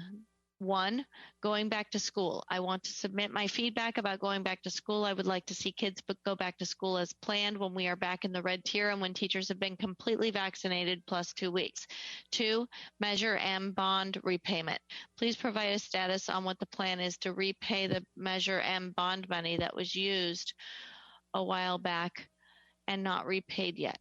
Thank you, Erin, parent of a 3rd and 5th grader. The next public comment reads, Dear members of the board, I want to start by thanking you for all that you and DJSD have done to keep students, their families, teachers, and staff safe during this pandemic. Please know that your work and your dedication to safety has not gone unnoticed. I have been teaching for the past 17.5 years and the past year and a half as a teacher in the district. Teaching is a huge part of my life and my identity. I thrive in the presence of students. I gain energy from their discussions and those moments where something suddenly clicks. I love the one-on-one conversations I get to have with them about books and writing. I miss seeing their faces on a daily basis. And while, yes, I can converse with students, teaching online has been a very different experience for me. I teach to a majority of black boxes filled with names. And no matter how much I attempt to make online teaching similar experience to what the student might get inside my classroom in person, that's just an impossible task. I've spent this year anxious and at times rather depressed, and I am sure that my students have felt what I feel, perhaps on an even greater level. I tell you this so that you understand that when I say I do not think returning to school this year is the right thing, that you understand where I'm coming from. I want to be back. I just do not think that it is the best decision for all of us right now. We have weeks until teachers will be able to get the vaccine, then weeks until the vaccine is at its full efficacy. Teachers will need time to prepare and train for a transition to a hybrid model. In a school year where one of the primary goals was to create a stable experience for students, throwing us back into the classroom in the middle of the year only disrupts that stability. Learning virtually may not be ideal, but we've created routines and there's security in routines. For those hoping to return to school now will help students feel normal, I need them to know that it will not be normal. If we're adapting to simulcast hybrid approach, that means that half of my students are at home while half are in a room, and all of them are on Zoom. For those in the classroom, they'll be seated 6 feet from each other and masked and not interacting with one another in person. There are no group projects or turn to a partner and discuss moments. There will be responding in a chat or turning to their mic so that the students at home can hear them too. I think that returning to a hybrid model will only disrupt the careful planning and community building that teachers have established in their online classrooms. Again, I thank you for keeping me and my family and my students safe. Sincerely, Christine Baker, English teacher. The next public comment reads, Dear Djusd, the schools of Davis need to be opened. A lot of students have suffered depression because they've been away from their friends. Everyone has been socially starved. Social activity is required for everyone, especially elementary students. It is just the beginning of our life, and we're being locked away from good education and friends. Schools need to be reopened. Sincerely, Kay. And that was from an individual's 5th grade student named Kaylin. Okay, the next public comment reads, as a parent to 5th and 7th graders, I was disappointed to observe the new hybrid model for elementary, which includes only 4 hours of in-person time per student. The return to school conditions the board approved go beyond the recommendations of the YOLO Public Health Officer for safe school opening. If the board insists on sticking to the stringent standard, the return to school is months away. If after all this time, elementary students are then only offered 4 hours per week, this will be a disappointment and a disservice to the students. Deborah Skinner. The next comment reads, Dear trustees of the Board of Education, it is in my work with the APO YOLO project since March 2020, I have seen the cost of the pandemic on some of the most marginalized families in the DJUSD. As we consider the question of whether opening schools would benefit these families, I would like to present the evidence based on our direct experience. Bear in mind that many of our families are essential workers. A few are farm workers. Many others work in food service. Over the summer, we did not receive requests to assist with childcare, but when the school year began, these requests escalated. Our volunteers worked hard to get these families set up with the Catalyst program because our families face the choice, work or school. Staying home with their children means they can't work. Childcare means the difference between earning an income or none. For our families, the main issue is not whether or not school is open, but whether they can access childcare. After all, school hours are not the only hours these parents need care. The subsidies for the Catalyst program are inaccessible for a few of our most desperate families, which is why I reached out to the Davis Schools Foundation for assistance in finding a solution. Meanwhile, the parents agitating for opening schools have not approached me or any other organization that serves these marginalized students asking what these families need. Lastly, please remember that our Comunidad Latina has suffered disproportionately highly high rates of COVID-19 in the community. When one member of the family contracts COVID-19, the whole family must quarantine. This means 2 weeks of lost work and income because most of these families do not have paid sick leave. Please rely on evidence and direct experience as you consider what is best for marginalized children in the district, not the assumptions of parents who talk about these families but know none of them personally. Thank you, Anush Georgian. And the next comment reads, Dear DJUSD BOE, first, I would like to thank you and the administration, teachers, and staff for all the work done thus far to offer distance and some in-person learning to students. That said, the time has come to do more to get students back in school. I understand that we need to follow the science and ensure safety measures for a safe return are met. I believe your plan for the most part aligns with just that, and I commend your efforts. However, just recently, Governor Newsom, along with CDC Director Rochelle Walensky, stated that schools could open safely without the need for all teachers to be vaccinated. Additionally, the science is clearly showing that when reasonable safety measures are put into place, masking, distancing, MERV 13 filters, that transmissions in school are not occurring. Waiting until you are in the red tier and until all teachers are fully vaccinated is just not necessary. People are scared, I get it, but being in school with appropriate safety measures is the safest place for our students and staff to be. I know not only because the science supports it, but because I have experienced it firsthand. Before I share my firsthand experience in hope of persuading you to reconsider your conditions for reopening, let me first share this. As a district administrator for another school district, I appreciate and understand all that must be considered, planned for, and implemented to ensure a safe return to in-person instruction. I also appreciate and understand that each school district's ecology, culture, uniquely impacts how they are able to respond to issues that all districts face. While I know what it took to open the district I work in and can objectively speculate on what's happening internally in DJUSD, I humbly acknowledge that I really don't know all that you are facing in your pursuit to do what is best for students. In trusting, first and foremost, that DGUSD is all about doing what is best for students, I want to thank you for all you are doing to get our students back as quickly and safely as possible. I would like to be a part of the solution and not just another person passing unfair judgment. Now for my own experience. The district I work in has been providing in-person instruction successfully for students since early October. We were all worried about returning to in-person learning, but based on parent surveys, we forged ahead and developed a plan collaboratively with our associations to reopen our schools once we had the green light from the state, red tier to do so. We aligned our protocols, etc., with the guidance from CDPH, and once we hit the red tier, we opened shortly thereafter. We opened with a 5-day program. In-person students are served in the morning, 8:30 to noon at elementary and 8 to 12:30 secondary, and the afternoons are reserved for serving distance learners, although many teachers... 3 minutes. Okay, and that comment came from Carrie Callahan. And the next public comment reads,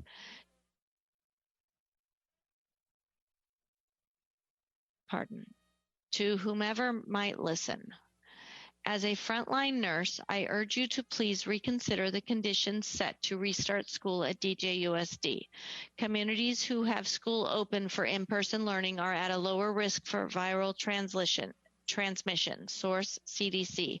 Pediatricians across the state are against school closures for increased harm to children directly stemming from not being in school, source AAP. Doctors from major hospital systems such as UCSF are against school closures due to community harm. Unless you have completely lost trust in the people whose job it is to protect others by not putting them in harm's way, then you are making a mistake in your decision to delay school opening beyond what guidelines were set by the state and county public health. In past county presentations, vaccines were expected to be able to be available for teachers by the end of January, but now they could be months away due to the age-based system set by the state of California. But one thing is clear, vaccines are not required for school opening. Delaying school reopening to await vaccines is both unnecessary and harmful to our community. It has been shown over and over again that the schools protect the community. They promise health opportunities, harm reduction, and a safe space for growth and learning. They serve as the centerpiece of a vibrant and healthy community. During this pandemic, it would literally save lives by opening schools. Several years back, I encountered a patient who I will never forget. This was a young man of 16 who was separated from his mother due to homelessness. The rules at the women's shelter where his mother was placed did not allow for him, a male, to stay with her. He was placed in a shelter in Oakland, but had attended school in Hayward for a short 20-minute drive without traffic. Most kids, when faced with this situation, would end up a dropout statistic, but this young man would ride a city bus for several hours each day just for the opportunity to go to his former neighborhood school with people whom he felt cared about him. Within the walls of the school, he found comfort and safety. It pains me to reflect on the obstacles he had to overcome just to seek medical care and pick up a prescription because he was underage. To think that if his situation were to occur today, he would have yet another obstacle from school closures to face. Can you really look yourself in the mirror and acknowledge that you failed to do your duty without any concrete justification? It's simple. Conditions to open school will be based on guidance from public health officials. They fixed it for you. Now your turn. Carrie Oldham, RN, BSN. Next comment reads, Board of Education, if you're requiring teacher vaccination prior to reopening DJSD schools, then what are your plans to expedite DJSD teacher vaccines? Every day I speak to coworkers across the United States. Teachers in other parts of the U.S. are being vaccinated. I urge you to pull together a team to create a plan to expedite teacher vaccinations. Many children and families need DJSDs to open once Yolo County is in the red tier. How can the parents of DJSD students help in these efforts? Thank you, Heather Jones. The next comment reads, Trustees, we hope that you're hearing the growing chorus of scientists, public health experts, and government agencies who are loudly calling for reopening schools on every major media source. We hope you listen to what they're saying. It's going to become much, much louder in the weeks ahead as cases continue to fall. It was heartening to hear that Woodland listened to Dr. Sisson, who strongly recommended reopening K-6 and is moving ahead on doing so. I applaud them for grasping the science and following the recommendations of the California Department of Public Health, along with CDC, WHO, UNICEF, and the usual long list of experts who are calling for open schools. Had Davis done so,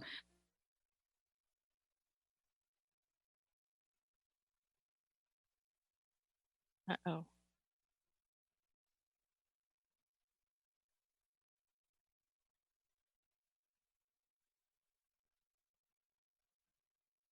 Be treated by history. We are now talking about legacies. Please don't make. Can you hear me still? Yeah, you cut out for a bit.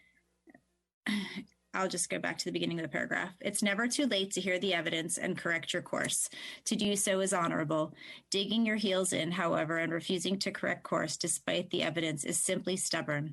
In light of the way this issue is already being treated in the media and surely will be treated by history, we're now talking about legacies. Please don't make Davis the city that denied the science and needlessly hurt our children. Regards, Mike Creedon.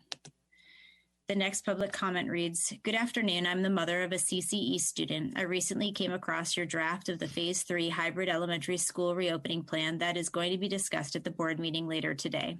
I'm very concerned with this opening plan for the reasons stated below. First, I think the reopening plan is only going to widen the inequality among students in the district. Given only 4 hours of in-person study in school, families with working parents who can afford extra expenses of childcare would likely continue their current arrangements for the rest of the weekdays because only 4 hours are taken out of concern. Second, because a lot of families are going to continue their current arrangement of after-school care, pod cares, CDCs, etc., this minimal 4-hour-a-week in-person time likely will not translate to lower COVID transmission among students if compared to a plan with significantly more in-person time, say half a day for 4 days, like the version discussed at the previous board meeting, and with families continue the current childcare arrangement out of school.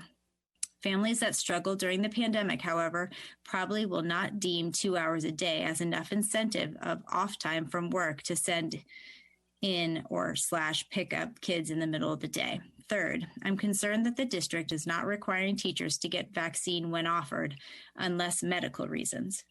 This is not helpful to curb possible COVID transmissions among teachers. We love our teachers. We want to keep them safe. I'm also disappointed that there has been no mention so far, maybe I missed, of concrete plan of getting teachers vaccinated. The district could, for example, collaborate with the university to roll out vaccination clinics. Summing up, I think the current hybrid plan, where strong conditions, red tier availability of 2 shots of vaccines, are imposed for only having elementary students returning in person for 4 hours a week, is not well thought out nor fair. It is not helping our students much, neither our parents. It is not guaranteeing a low virus transmission rate for reasons I stated above either. On the other hand, requiring only availability of vaccines but not having plans or requirements to get those shots into arms is also a big concern. I hope the district could address my concerns in a newer revision of the reopening plan. Thank you for taking the time to read my email, and have a great rest of the week. Best, Shu. The next comment reads, "Good evening, DJUSD, school board, and district administration. I very much appreciate the very complicated position you are in, and as I have mentioned in the past, cannot imagine the weight on your shoulders in knowing that your decisions can literally affect whether people in our community live or die through this pandemic. As not just a teacher in the district, but as a parent of little ones enrolled in the DJUSD and as a longtime community member, I am deeply appreciative of your advocacy and action as a board, which ensures that, as compared to so many other districts, we as teachers and school staff are being heard and considered as much as anyone else. That shows a great care and concern for our greater community. So thank you. I have recently written to you in public comment asking if we should shift gears and ultimately become focused on what re-entrance of school buildings and a more regular order of things looks like in the fall. I again want to thank you for continuing to put effort into how to enhance current distance learning practice, and again encourage you to start working toward how schools will look and function when we start after the summer break. We cannot be left unprepared for that moment. We need to start planning now. Having said all that, tonight I am sharing my thoughts regarding the date after which we shouldn't start a hybrid model and instead stay with distance learning. That date is April 5th. Here is my thinking. As an educator, one of the most complicated parts of this year is fitting a whole year of curriculum into 2 quarters of time. Though we have an hour compared to 50 minutes in the junior high schools, it is a mad scramble to ensure that we have enough teaching time to actually get the appropriate content and amount of content taught and understood, because we only see the kids for half the school year or 20 of the 40 weeks on the quarter system. Given that, the idea of throwing our district into upheaval to change to a hybrid model this spring concerns me gravely in this regard, among many others which I have expressed in the letters to you. So I am advocating in favor of the last date to change to a hybrid being the very first day of the 4th quarter in the secondary schools. That date is April 5th. After that, trying to change mid-quarter to a completely new and different system would create enough upheaval that it will generally upend us as secondary educators from being able to complete our curriculum that we specifically planned for the year. We cannot afford to lose any more teaching time. Students cannot afford to lose any more class or learning time. We need to keep focused on achieving the larger goals of completing the year's curriculum. So again, I am advocating for April 5th to be the date after which we should stay in distance learning, with my appreciation for your care, concerns, and efforts for our school faculty and staff as much as our community. Greg Brucker, teacher, Emerson, Da Vinci, and Harper Junior High Schools. Parent, pre-K and K in the DJUSD. And the next comment reads, Dear Board of Directors, I currently have 2 students in DJUSD, 5th and 7th grade. I am disappointed to see such a slow responding plan to a partial and full reopening of our schools. The return to school conditions the Board of Education approved go beyond the recommendations of the YOLO Public Health Office for Safe School Opening. The return to school conditions the board has approved go beyond the recommendations of the CDC, whose director said yesterday there is increasing data to suggest that schools can safely reopen and that safe reopening does not suggest that teachers need to be vaccinated. CDC Director Dr. Rochelle Walensky, overly stringent standards are hindering your primary mission, that of educating our children, and if the plan to partial and full opening continues as outlined, this will be a disservice to the students and to the community. Sincerely, Alan Krivenek. I apologize if I mispronounced that. And the next comment reads, Good evening. The board's decision to require all teachers to be offered vaccinations before returning to work lacks any grounding in the numerous recommendations from local, state, and federal public health officials, as well as the governor, and will only serve to effectively prevent our children from returning to in-person learning at all this year and maybe into next. Would all parents like all teachers to be vaccinated before returning? Absolutely, but it is not realistic because there are insufficient doses to cover the elderly who are at greatest risk of death. It has been found to be unnecessary to support a safe in-person environment, and it hurts our children who are suffering from screen school in the process. Learning is essential. School is essential. Since when did the board decide that screen school was a sufficient substitute? It surely is not for a great many parents, almost 60%, who are ready to return to some type of in-person learning. And if school and in-person learning is essential, then teachers are essential workers. Yes, they are the only essential workers I know who are not working in person. Luckily, this board is not responsible for other essential workers getting back to work. Otherwise, no one would receive health care from their primary care team, essential service. No one will be able to go to the grocery store and buy food, essential service. No one will get their mail at the post office, essential services. So why is this body not treating education as an essential service, mitigating the risk and returning to in-person learning using the layered approach to safety protocols repeatedly described by public health professionals? No other essential service is being managed this way. All other essential workers, myself included, and industries have found safe models to employ to provide the essential services while taking care of their employees. What I am not in support of is waiting for all teachers to be provided or offered the vaccine before returning, because it can't happen. There aren't enough doses. We fully support waiting and applying county, state, public health official listed guidelines to safely return kids back to school, while also ensuring that teachers, staff, and support personnel remain safe. California Governor Newsom's Safe Schools for All provides money for resources such as PPE and other material to get kids back in the classroom. Is DJUSD really going to turn down $3.6 million in funding because it's going to require teacher vaccinations, of which there are insufficient doses to provide? Turning down $3.6 million in funding is antithetical to your role on the board as acting in the best interest of our children. The decision will be remembered every time the school seeks another bond or tax measure. And that comment came from Josh Sakati. The next public comment reads, Dear members of the board, my apologies to the extent I am expressing a sentiment conveyed to you previously.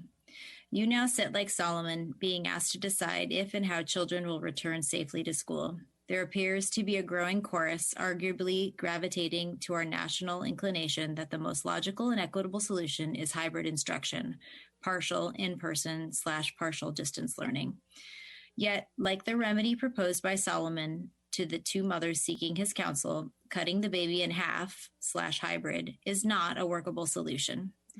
I am not advocating for either distance learning or full-time in-person instruction over the other, but hybrid is not the answer. If there are concerns with full-time return to in-person learning instruction that give you pause, those concerns exist with a hybrid option. Therefore, hybrid is no more acceptable than a return to full in-time person instruction. Please resist the natural temptation to reach a middle ground when one does not exist. Your decision is all the more difficult because you're being asked to evaluate what is the health and safety issues, be it potential infection, mental health, etc., with the practical considerations of whether there is adequate funding to make full-time in-person return possible. With the proverbial jury still out on whether truly safe return is currently possible, the vaccine implementation behind schedule, the disconnect between the governor and the legislature as to the path forward, the lacking consensus among members of the Djusd community, etc., it seems the most prudent decision would be to put off a return until fall. This would hopefully allow the science and the vaccine to catch up and avoid the almost certain cutting of the corners that would result to implement even a hybrid return when not enough dollars are available. There is no easy answers. Your efforts are truly appreciated. Rob. The next comment reads, Dear members of the board, number 1, I managed to keep COVID-19 away from my house and my family for the past year. Why do you insist on bringing it into my house by reopening schools before I get vaccinated? Kids might not get sick with the virus according to some studies, hopefully, but they still can transmit to adults. Number 2, I strongly suggest that the time and energy wasted in drafting and debating complex and disruptive plans for reopening be spent instead toward making distance learning better for our students and teachers and planning for a full in-person opening in the fall of 2021. Number 3, kids that need to get in-person teaching can have small cohorts for that. We love our teachers. We want our teachers to be safe and healthy, and we don't want to have different teachers. It is highly disruptive for the students and the teachers to change things at the end of the year. Number 4, how exactly does reopening with social distancing, masks, and all the necessary restrictions help kids emotionally and socially when they can't interact in any meaningful way with their peers? Please keep our kids, the teachers, and the community healthy. Rehaf Alfara. The next public comment reads, Good evening. I see that you have children attending online 8:30 to 12 daily and in person 2 days a week in the afternoon. What about TK and kinder kiddos who only attend school 8:30 to 12 daily? More importantly, are you reaching out to school sites to ask them if they'd like to provide their own hybrid model options for your approval? For example, Fairfield Elementary has mixed age classrooms. We're a very small school, and dividing classes in half would essentially have a total of 20 kids on campus at a time, spread across 2 classes. We have a large field and outdoor amphitheaters for learning. We have only 2 teachers on campus. Can't they work together to propose their own model, use the strength of our campus and the knowledge of our cohorts? What if our teachers are willing to return to campus sooner than the teachers who are hesitant about your other schools? It seems our school is getting lost in conversation. Please, I urge you to reach out and open up conversations directly with the teachers and the principal at Fairfield Elementary. We are a school that can simplify the reopening process, and we can actually open safely in this pandemic. We are being unnecessarily burdened by the bureaucracy of this board. I believe our teachers are more than capable of planning to meet the needs of families who want to be in person, those who want to stay home and do it with enthusiasm and swiftness. Thank you for your time and attention. And that comes from Cassie Majestic. And I believe that was our final public comment. I think that's correct. Thank you to Ms. Clayton and Ms. Bernard, Public Information Officer Clayton and Director Bernard for that. Very, very much appreciated. And apologies if I'm having a little bit of camera trouble. I think it's working, but we've had multiple PC failures this evening. So now it's time for trustee comment. And so I'd like to start with our student trustees to comment on the presentation of the staff so far, with particularly the hybrid model, but anything associated with what we've talked so far on the return to campus. So Mr. Lee, perhaps I could start with you, please. Yeah, well, thank you for that great presentation. So for the preschool hybrid model, will it be the same as the elementary? Like if you go back to the slide where you show the schedule, will it be exactly the same or will there be variations? Let's ask Director Duffy to pick that one up. Yeah, it's slightly different. So there's two different preschool programs that the models are summarizing here. One is a half-day program already, where students are on campus either the morning or the afternoon. That's the CSPP program. So in that program, it's very similar to the elementary in that the students are on campus 2 days a week. There is still a distance learning component for students also connected to that. The other program, the fee-based program, does provide childcare. So those students actually are on campus for a full day. So those are the two different programs. So they are unique and different than the elementary models. Okay. And do we know how many students are expected to participate in the hybrid model for the preschool programs? Matt, do you want to speak? It's probably similar with our previous surveys. It was around, and this was back in November, and this was district wide, not specific to preschool. Was about 2/3 or 40% of students, families would opt to stay home, and that would, potentially be consistent with the preschool. So yeah, and those classes are pretty small, as I mentioned. They're only about 10 kids each in them, so those are pretty small groups that come back. All right. Yeah. Thank you. Well, that's it for me. Thanks. Thank you, Mr. Lee, for those questions. Ms. Ortega-Nunez, questions or comments from you, please. Thank you. I do. Thank you. For the cohorts that were closed, how fast did we close them? Were we fast enough to prevent from others getting infected? And was that person that said that they were infected the only person from that cohort to be infected? Excellent question. My thing is sounding like I have feedback. I'm sorry about that. We can't give out anything that identifies specific people, so I will talk in generalities, but we have not identified any school transmissions so far since the pandemic started. The various infections appear to have occurred out in the community. Thank you. Also, the modules to learn about the safety procedures, are they in other languages as well? Yes, they are in Spanish and English. Great, thank you. And also, I would like to thank you all for keeping in mind how important break and recess times are for elementary students.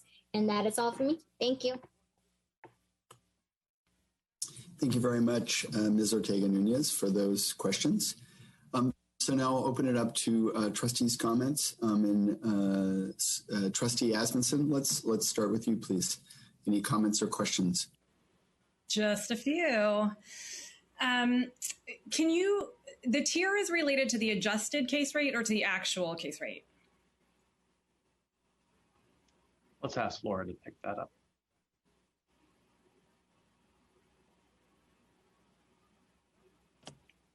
She's probably trying to fix her microphone. It's related to the adjusted case rate. Yeah, I'm sorry. Can you give the question one more time? The tier is related to the adjusted case rate or to the actual case rate? Yes, it is related to the adjusted case rate, and actually both of the metrics have to be in at least the red. So both test positivity rate and adjusted case rate have to be at least in the red for us to move into the red tier. Mm-hmm. And it's comparatively to the state average. Has that state average changed at all? The state average is of the numbers of tests being done is definitely increasing as there's more testing being done throughout the state. If we were testing at the same rate as the average in the state, the adjusted case rate and the actual case rate would be almost identical. Because we're testing many more, we have that disparity. Thanks. Could you outline again what the district has been doing to make sure that we're facilitating teacher vaccinations and doing everything we can to help those teachers out? Sure. So I'm on a call certainly every week with Dr. Sisson. I also have regular email and phone conversations with her, and I am becoming quite friendly with the volunteer coordinator with the various testing clinics. And so what we have done is offered up our school sites, Harper mostly, to run vaccine clinics anytime the county would want to do that. So what I've been doing is pushing out to staff every few weeks information on how they can sign up to volunteer, because if you volunteer, that does allow you, for working very hard that day, you get to have the vaccine at the end of the volunteer day. So for many people that are employees in the 1B, that is probably the fastest way at this point to get vaccinated. I've also put out information to staff encouraging them to also get on waiting list at their doctor's office, to talk to their medical providers, since sometimes people have other conditions or circumstances that will give them access to the vaccine sooner. And just really this ongoing encouragement of people to try to be vaccinated any way they can, and not simply wait for us to have a clinic in a few weeks. Thank you. I appreciate that. When we talked about the bring your own device for in-class instruction, is that because we're anticipating that students are going to be on devices during in-person instruction?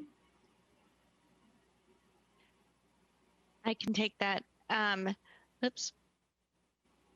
Sorry about that. So in a one-to-one technology environment, students have a device at their fingertips for both in-person and at-home instruction. Either way, just like our students at our Da Vinci campuses always have their laptop with them. Sometimes they use them, sometimes they don't. So in an in-person environment, I suspect that there will be some sort of blend in terms of the use of technology, but that is the intention that access exists. Does that answer that for you? Okay. Just for the access and the option. And then for the preschool model, it said that we have 3 hours for each one, but I didn't see it in the afternoon model. I don't know if I was just missing it in the model. For the CSPP program? Yeah, it's over on, let's see if it says, are you on that slide? I think it's like 21. Yeah, the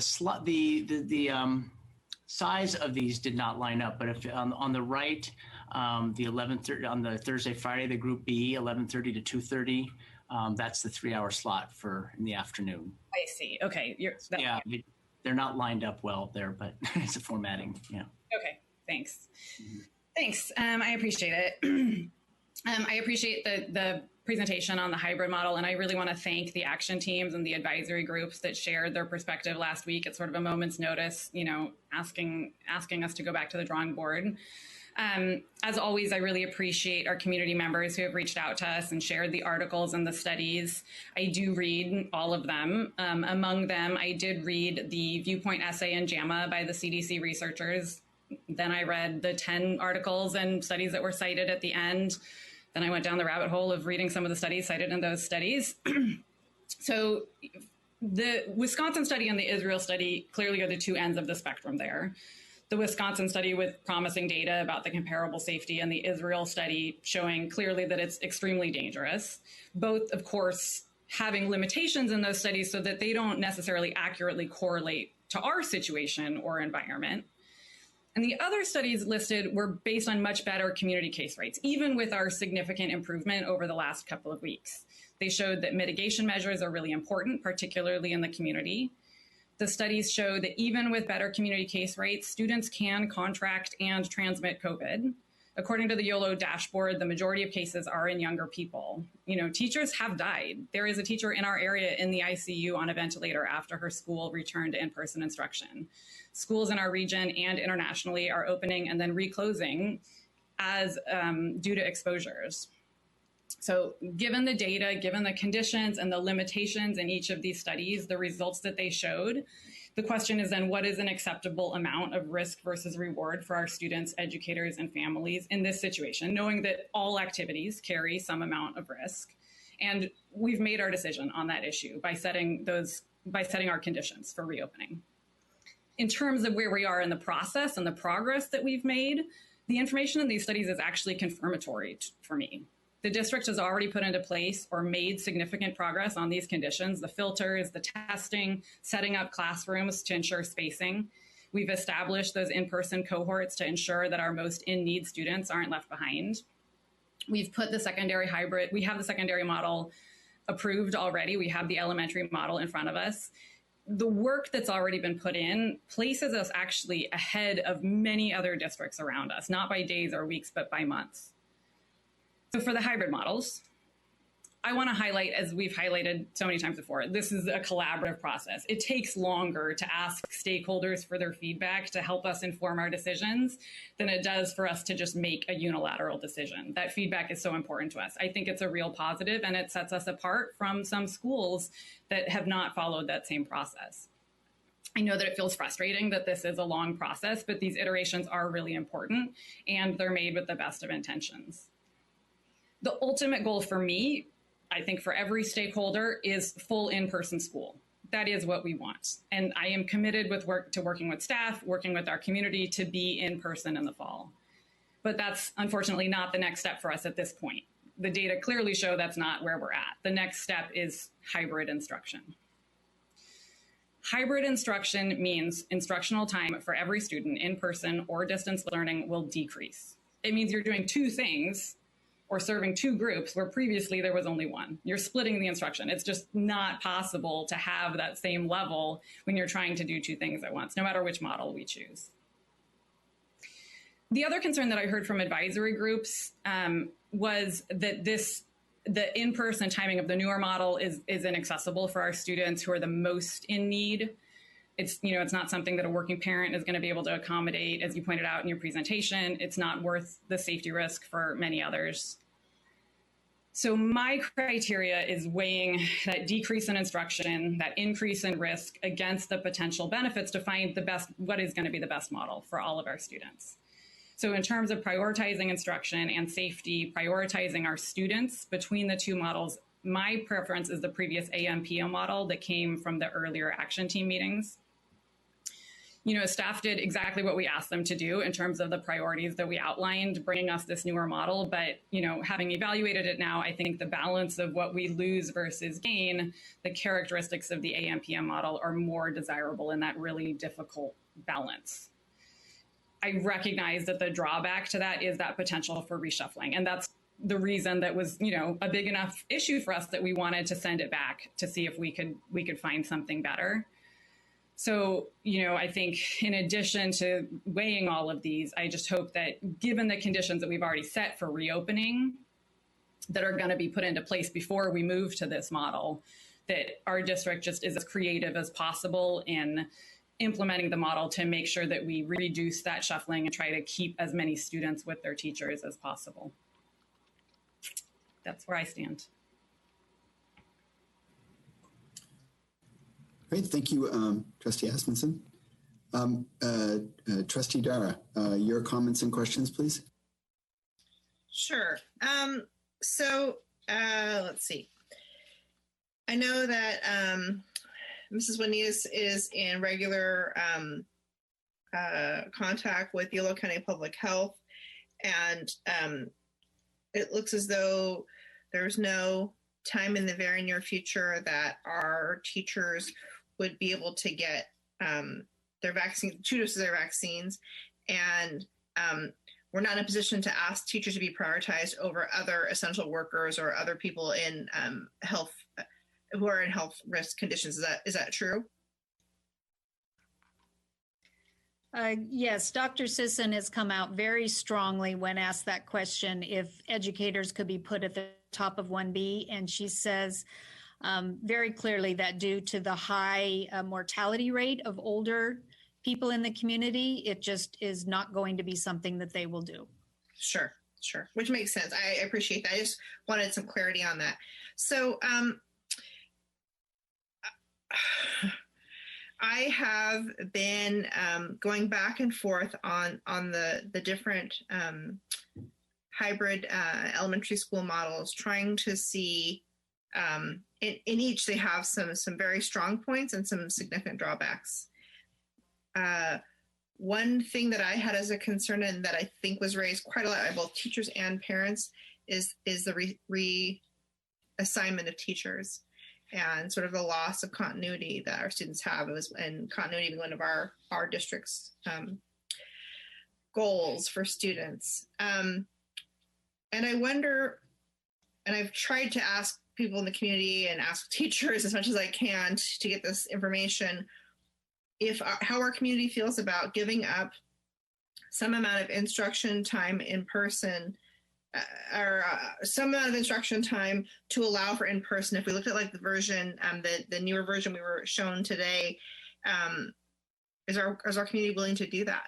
And I'm not entirely certain of that. I do have concerns about transportation or the ability for working families or families who don't have a lot of resources to be able to take off the time it would take to get a student to a in-person cohort for 2 hours in the afternoon.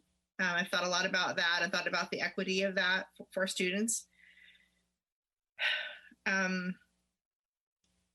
And I still continue to believe that staff and student safety is a high priority. And I believe we need to do everything within our power. And I'm very pleased to see the things that in the presentation earlier that we marked as checked off that we have been able to accomplish so far. So we have not been twiddling our thumbs. You at the district office particularly have been incredibly busy preparing for the eventuality of bringing students back into school. And I appreciate that. And I have been impressed with what we have accomplished and in an effort to make students as safe as possible. I've also been very glad to see our small cohorts come together. And I think that has started to meet the need for some of our students. I do feel based on, again, feedback from community members, that maybe not everyone is having their needs met by the small cohorts, but I think it is a start. And I think that when we're in a global pandemic and when we have limited resources, even if the resources are space or safe spaces or things like that, I hope that we continue to focus our efforts on our most vulnerable students in a way that could actually improve their learning and their access to their educational opportunities. And that's been sort of a driving force in my advocacy for students all along, well before being on the school board. So those are the areas of concern for me.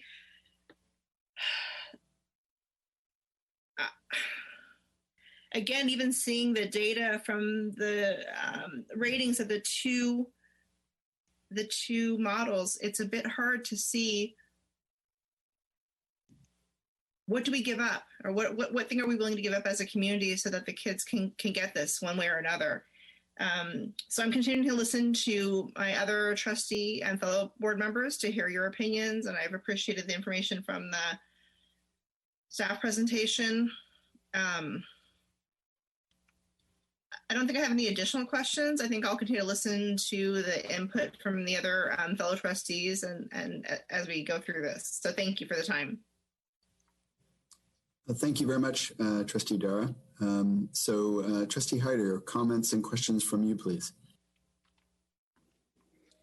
Thanks.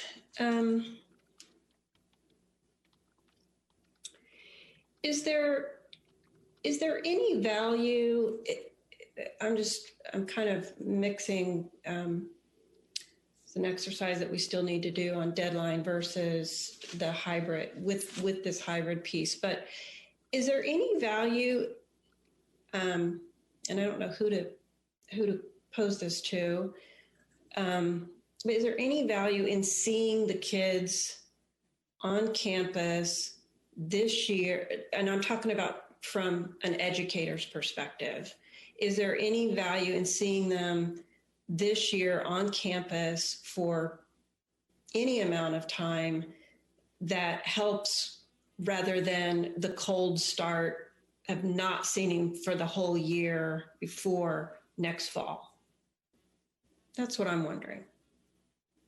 Sure. Trustee Hyder, is your question in terms of social, emotional, or instructional considerations? Yeah, more, since there's going to be transition anyway and resettling, I'm just wondering if, I know there's a big summer break and that kind of thing, but I'm just wondering if seeing those kids and where they're at before they get them in the fall, and maybe they won't because their teachers will be changing, et cetera, does any of that help anything or not really? And I know it's a hard question. Yeah, let's ask our instructional team to pick that up, Director Duffy and Associate Superintendent Choi. Thanks. Want to go ahead, Roddy? Yeah, sure. Thank you, Trustee Hyder. That's a really good question, and it did come up, that particular issue in our action team, actually, and in our advisory as well. We were able to distill a little bit of feedback from that, even from the qualitative commentary that came out of the survey. And we're going to touch on this to a small degree in our conversation around the deadline. Okay. Because the transition is important. I mean, our students and our staff will have been out of the classroom for an entire year in a month from now. And so there's a lot of, reorientation to what it means to come back to school, to reconnect with peers, to reestablish routines, and so forth. And any type of return to school, whether it's hybrid or full return, is going to require quite a bit of time just to focus on developing community, building relationships, and so forth. So no matter what, that is going to be a part of the transition. A little bit more directly to your point, in preparation, the transition in preparation is going to be important too for two reasons. One, in preparation for summer, we're still, trying to get a sense statewide what summer expanded learning opportunities will be and how we might be able to support students in a transition to those opportunities. I mean, there's a lot that needs to be worked out locally and statewide, but any type of reentry for students will be a value add for whatever that program might look like, and that obviously goes for the return to the fall as well. So teachers have acknowledged this. Folks on the staff action team have brought that up. Other pieces that are aligned with that, and that is when our action team came to the table to build out both of these models, they came into this with full integrity to objectively, as best they can from their professional perspective, identify those areas of benefit or asset and those that would be a challenge or a limitation. And with this model, in particular, they did call out, they said, look, there are some significant limitations to this model, but the social emotional wellness piece does stand out. And I can even point out when I was kind of identifying cross-cutting themes that surfaced in the commentary, there will be an opportunity for students to see each other, for me as a teacher to see my students, which will provide an opportunity for students to, over time transition better back into school. So that is, all this is to say is that, yes, that is the case, that any type of in-person opportunity would help with that process. Thank you. Matt, Mr. Duffy, did you have anything to add? Oh, yeah. I was thinking similar to Roddy, especially for the youngest learners, just learning it, kindergartners who have not been in the classroom, learning those procedures of, the first couple of weeks of kindergarten are already, in normal times is all about learning the procedures of sitting on the carpet and just doing, those academic behaviors that students, and seeing them for any amount of time to be able to begin establishing those, I think would be essential. And on an academic level, there's nothing that compares to seeing, and not just hearing, but seeing a child read, or especially with learning a language and being able to be, with them. I think that help to establish those levels. And then even just with, there's could be a chance that in the fall that we are still implementing some sort of safety procedures, and being able to see how those work in person, in the end of this year, could really help inform and help us refine in the future as we're, continuing to. Gotcha. Yeah. Mm-hmm. New experience. Thank you. Do we anticipate volunteers to be on campus in either hybrid model?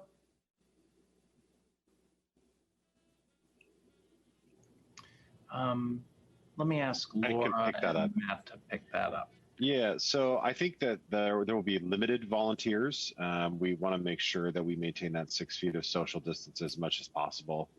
And we want to make sure we keep everybody safe. So I think it will be limited to start with. And then I think as we get comfortable, students learn more routines, that we may have more frequent volunteers on campus. Okay. And is it fair to say that if there's, a need for whatever reason to return in hybrid in the fall, that we would definitely go with the first model, since there's not a shuffling issue?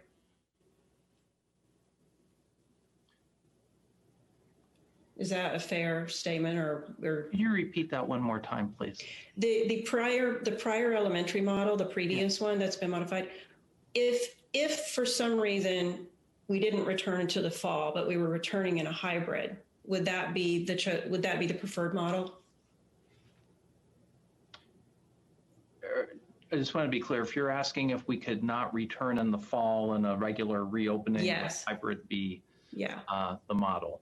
So our plan right now is to open in a regular school year. That is the primary plan. At the same time, we have second tier plans for what if we cannot. Our spring experience, if it's something other than distance learning, will surely inform that. But yes, a hybrid model could be a possibility if there are still very high case positivity rates, ineffective vaccines. Those variables are unknown. Our primary focus right now, after tonight's work and any decisions, focuses on summer school and then a full reopening in the fall with secondary attention to alternate models. Okay. All right. And then regarding the case rate, so it's right now we're at, as far as number of cases, we're around 18.8 per 100,000, right? That is correct. And then for case rate, we're all the way down at 3.6, which you said is a false reading. Right. Yeah. According to Dr. Sisson, she feels that is low because of the high volume of testing we're doing. Okay. And okay, so I guess I'm wondering like when that's going to be trued up because it could be that within, depending on how things go for the next 2 weeks, the case rate could drop substantially and get very close to the red tier. So I'm just wondering if the normalized case rate is not quite on track with the number of cases. Yeah, and I think the other part to keep in mind too is to get to red, we have to have less than seven or less adjusted case rate. We are, over twice that right now, and we haven't been lower than 7 since probably last spring. I guess we had a very brief period where we met the metric for like a week in the red. So one thing I think we're finding is that although it exploded very quickly, it tends to go slowly downward. We're definitely going in the right direction, but, and again, we don't have a crystal ball, but I'd be surprised if we suddenly went below 7 in the next week or so. I think it's going to be. Yeah, for sure. Yeah.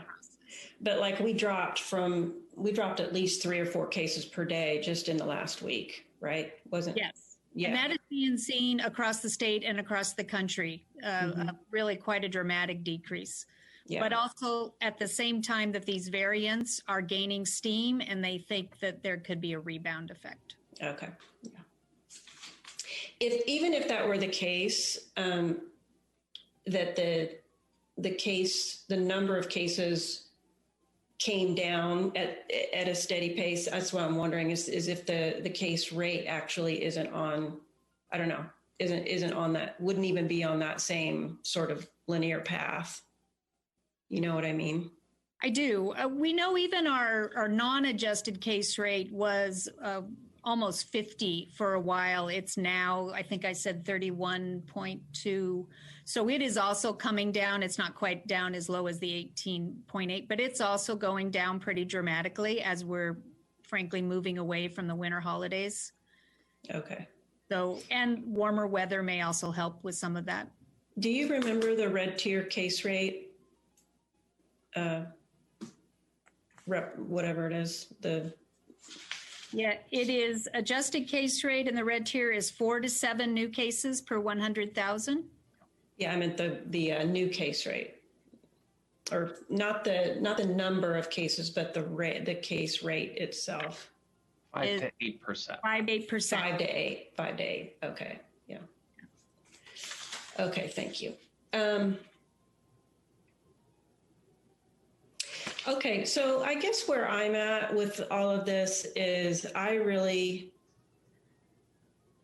feel, I guess I'm wondering, I mean, we went on this task of trying to figure out the right elementary hybrid model, but as time moves on, I've, just as a parent, not an educator, I think that the benefits of in-person are really more just bigger and not as specific around instruction as it is what it's going to bring for the next phase, and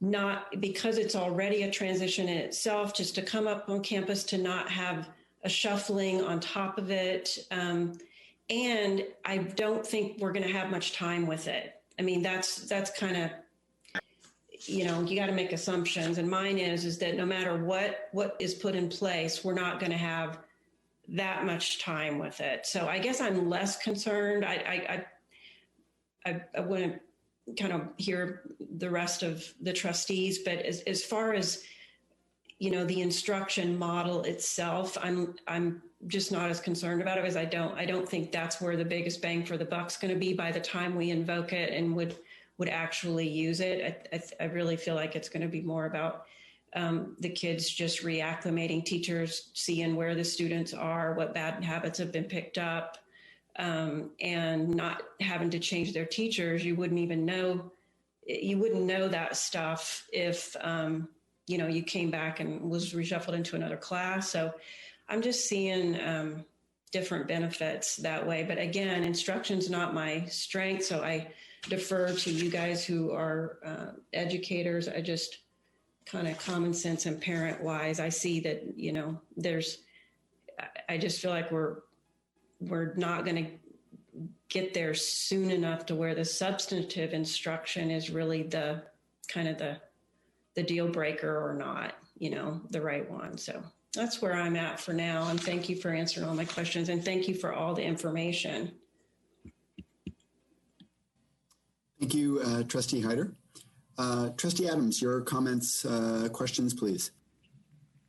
Well, first of all, I do want to thank all the people who made public comment tonight in terms of writing into us and letting us know how they were thinking. This is informative to us, and so we do appreciate what you have sent to us. I do have a couple of I want to start with some probably smaller, granular questions, and then kind of broaden it out.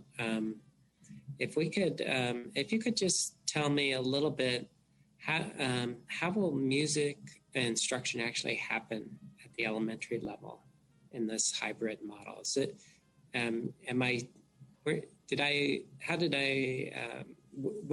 where does it look, when does it happen, and how much?